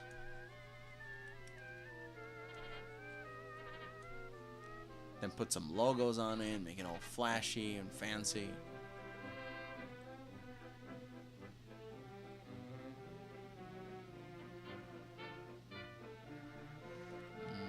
What else?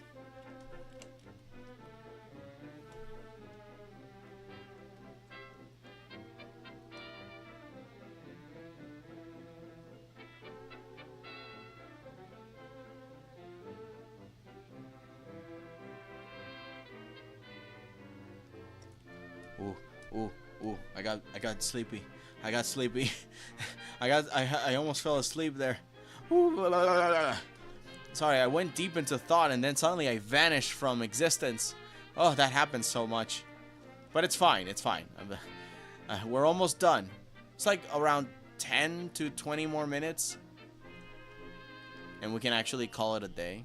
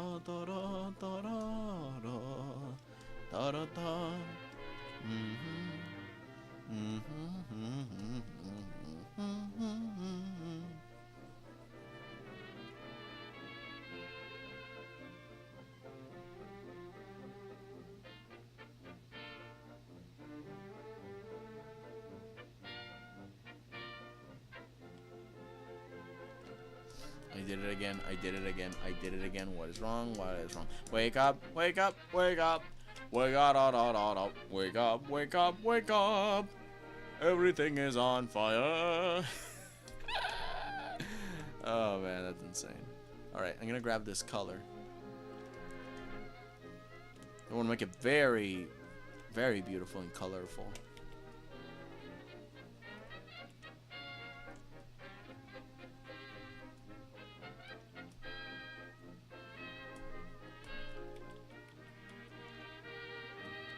Let's see.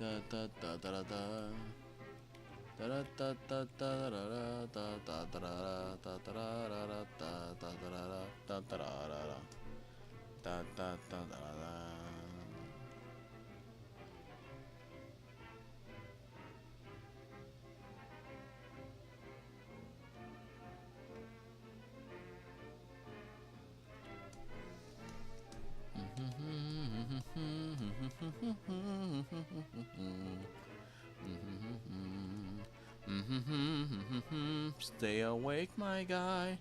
Please don't fall off into a sleep. We're almost done, hang in there. Almost done, hang in there. Don't sleep, oh my god. We are almost there, please don't fall asleep. Actually, I don't know why I'm putting a lot of color on this side. This side is gonna be black and white, I think. Although this looks pretty sick. This looks pretty nice already. See, there'll be a bunch of banners and announcements.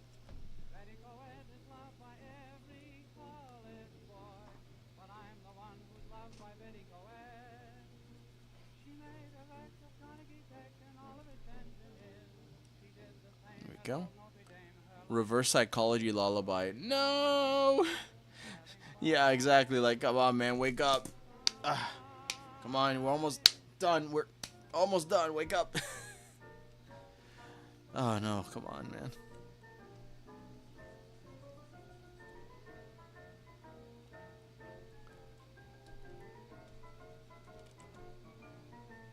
I will have my revenge. Oh yeah, that looks nice. A little bit oversaturated with color, but you know, it's a gaming channel. We gotta have him have a lot of color, a lot of nice games. And of course, later I'm also going to add like an aura, because some of the characters in, like we saw in the beginning of the stream, they have like an aura coming out of them.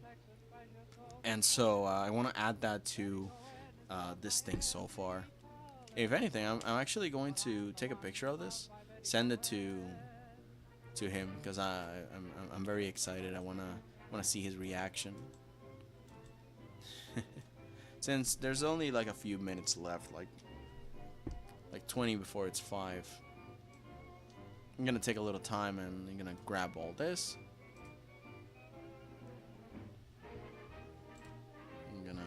send it.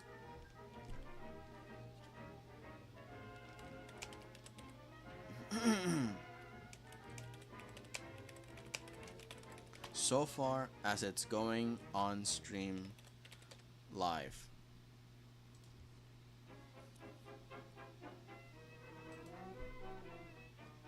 Any notes?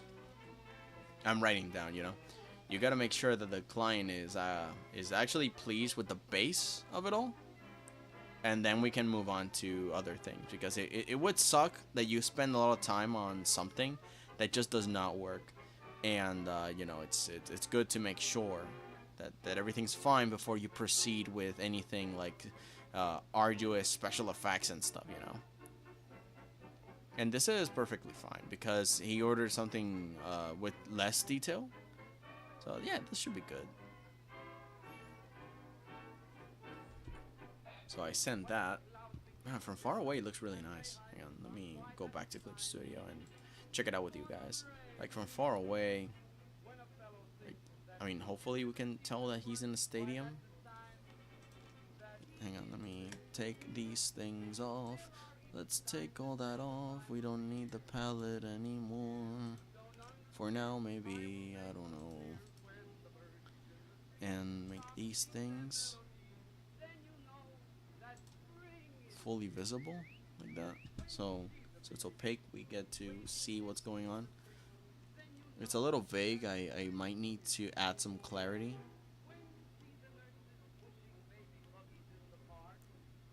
From really close by, you can tell that he's playing soccer and he's in a football stadium. Yeah, that's good. That's very good.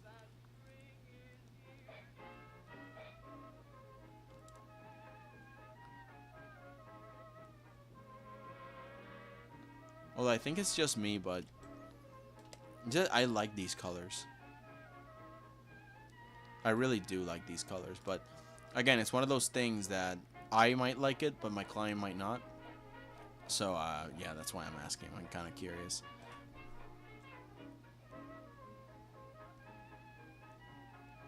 Oh, I should add,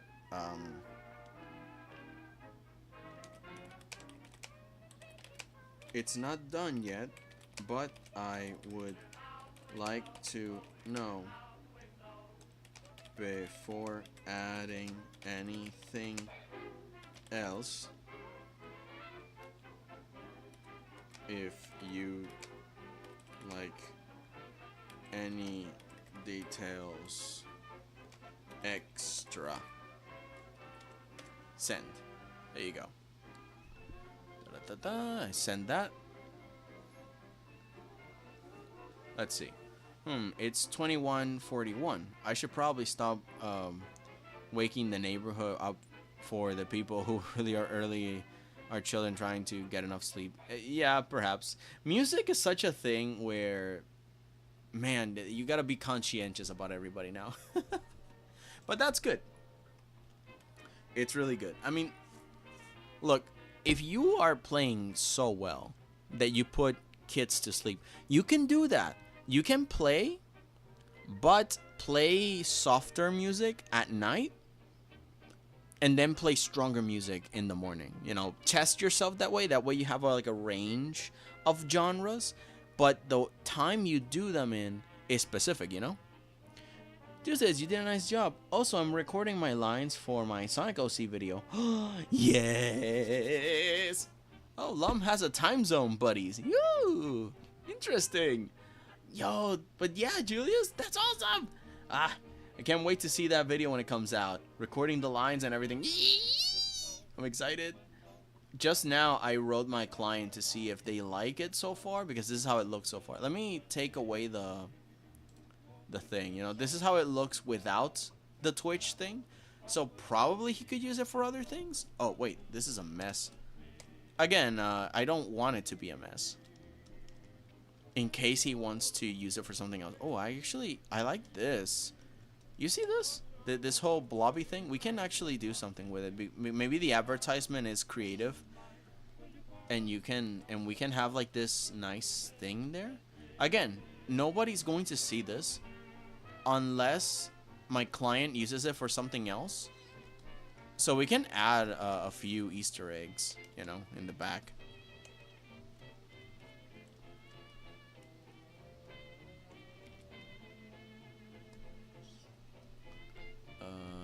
Let's close this off like that. Let's maybe add this, mixing it with white, maybe? Like that. This is where we can get a little creative because we're kind of playing around with fake brands.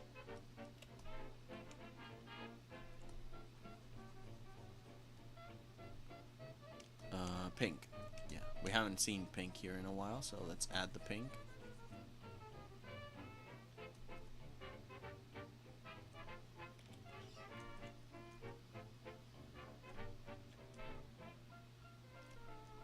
You see, we can add some like fake designs for the advertisement of whatever this is. And we can do that for all of them. That's one of the things that I want to do later. I want to add some personality to all the announcements. Stuff like this, you know, very basic graphic design on all of them. But not something that too much that takes away from attention from the main character. But yeah, if he decides to use it for a different banner, all of it is still available, you know. I can have multiple versions where it's just the background, and of course he has all the characters so he can put it himself together, or a combination, whatever, you know. I think that's important, the ability to do a variety of things with it. Let's see. I'll be discussing my process of my Sonic OC, their name, a type of animal, etc. Stay tuned. Woo! I'm excited when other people do art. You see, that's my inspiration now. Boing! All right, let's see. Can you finish this today? I don't think so. No, because I want to add a lot of more flair to stuff. But first, I want to know from my clients if they like what I'm doing, so that way I can assess. Because if they're happy with this, then I'll proceed to the final stage, which is to add some special effects, some lighting, some colors, some shading, you know, and maybe some texture for the grass. And when I'm done, I'll send it on the community post. But I think this will be the last stream on this specific subject, and then I'll move on to something else, because I think it's done so far. I only need to add like the special effects and stuff, and then I'll send it to him. I already sent him the characters and this little logo here. What was the other one? Because I made a Benjamin logo. Do I have it here? No, that's the palette. That's Gagamaru. That's the name. That's one of the characters I took the colors from the palette. That's the other guy that I took the yellow from. That's for the logo from the ball. That's Gagamaru again.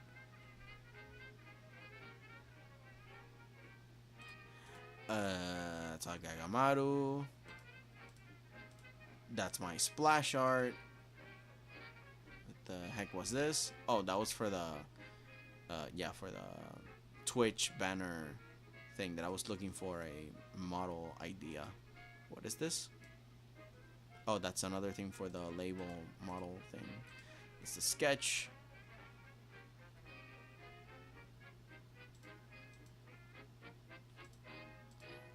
That's the ball that used to be there. That's the old idea for the stage.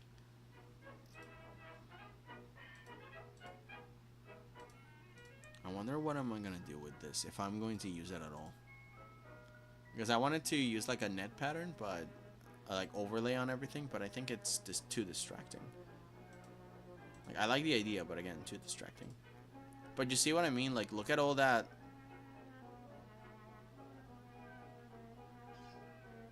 But you see how the stage looks here in the anime?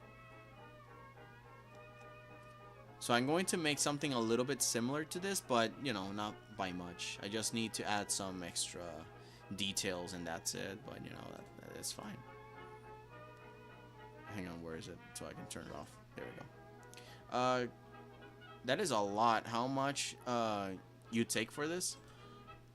Well, the original plan was that this was going to be a very simple drawing, and honestly, it didn't took more than a day. I just started today. The character I started and finished a while ago, like a single stream. You know, everything took on like a single stream, and this I did on my spare time. So, in total, I also owed him like 5 emojis, but he retracted them. He said, I actually want to buy something, so I'm not going to ask you for the emojis right now. So it used to be $96 because the emojis were like $12 each. But, you know, taking all that away, the project now is like 36 bucks. But at the end of everything, because he gave me half of 96, he gave me 48, but he was generous enough to allow me to keep the 12 extra dollars. And I tried to give it back, but I do not know how Twitch works, and he does not have a donation thing on his Ko-fi. So I'm like, man, I wanted to give you those $12 so bad, but you know, he allowed me to take them. So technically, this project grossed me $48. Not bad. And again, this was a pretty simple piece. Didn't take me more than a day to do it, but I did want to make sure that it looked really nice. Let's see. I have worked on the animation today. Oh, I have worked on the animation today. The film with half an animated intro, which I'm working hard on. The rest of the film is very similar to Happy to Inform You. Happy to Inform You 1. Wait, is that an anime? Sorry, so excited. No, that's good. I love to hear the excitement you guys have for your project. So yeah, keep it coming. Keep me posted on what you guys are doing. But yeah, it's 4:51. My client hasn't responded to me. I think they might respond later. But yeah, I think I'm gonna start looking for someone to send you guys off to. If you guys wanted to hang out with another streamer, let's see who's on. Also, don't mind this. This is what we were talking about before. Let's see. Wait, 2 hours ago? Are you still on, dude? You're still live. Art stream practicing with alcohol markers. Yo. Okay, I guess he got a little tired and he's now playing. But yeah. Okay, I'm interested. Yeah. Would you guys like to go here? Yeah, I'm gonna send you guys there. I'm gonna give him a like too. Us artists gonna stick together. So I'm gonna send you guys to 𝐂𝐫𝐭 𝐒𝐿𝐬. I'm gonna grab the link. I'm just preparing to end the stream, but I'm not out yet. I'm not gonna go yet. Not this instant. So let's see. I'm gonna. Article was good. Thank you, but I'll perish now. Aw. It's okay. But don't perish, Lum. Go. You go rest, but don't die. Later, everyone. Have a good day. Yeah. Relax and keep working on your things. I'm very proud of you guys. You guys have been doing a great job on your projects. Ow! Oh my God. Cramp on my leg. And I can't move it, but it was in an uncomfortable position, so I had to move it. But I didn't want to move it, but I had to. Okay. Oh my God. Ow. Yeah. But in any case, yeah, thank you so much for watching, guys. And thankfully, and I'm so happy that now the stream actually worked. Oh man, and look how beautiful it is. I'm actually very genuinely happy with how it looks. Ooh, I can't wait for my client to talk to me and see how it is and how it looks. But yeah, in any case, happy to have you guys. And remember to send the hello only once. Sent by the Fruit Troop Doodle Raid. And we're gonna raid over there and we're gonna just hang out. I'm gonna start cooking and yeah, thank you so much. Have a good one and keep working and don't stop believing in yourself. Seriously, you're your best hype man, and I know you are worth it. Goodbye!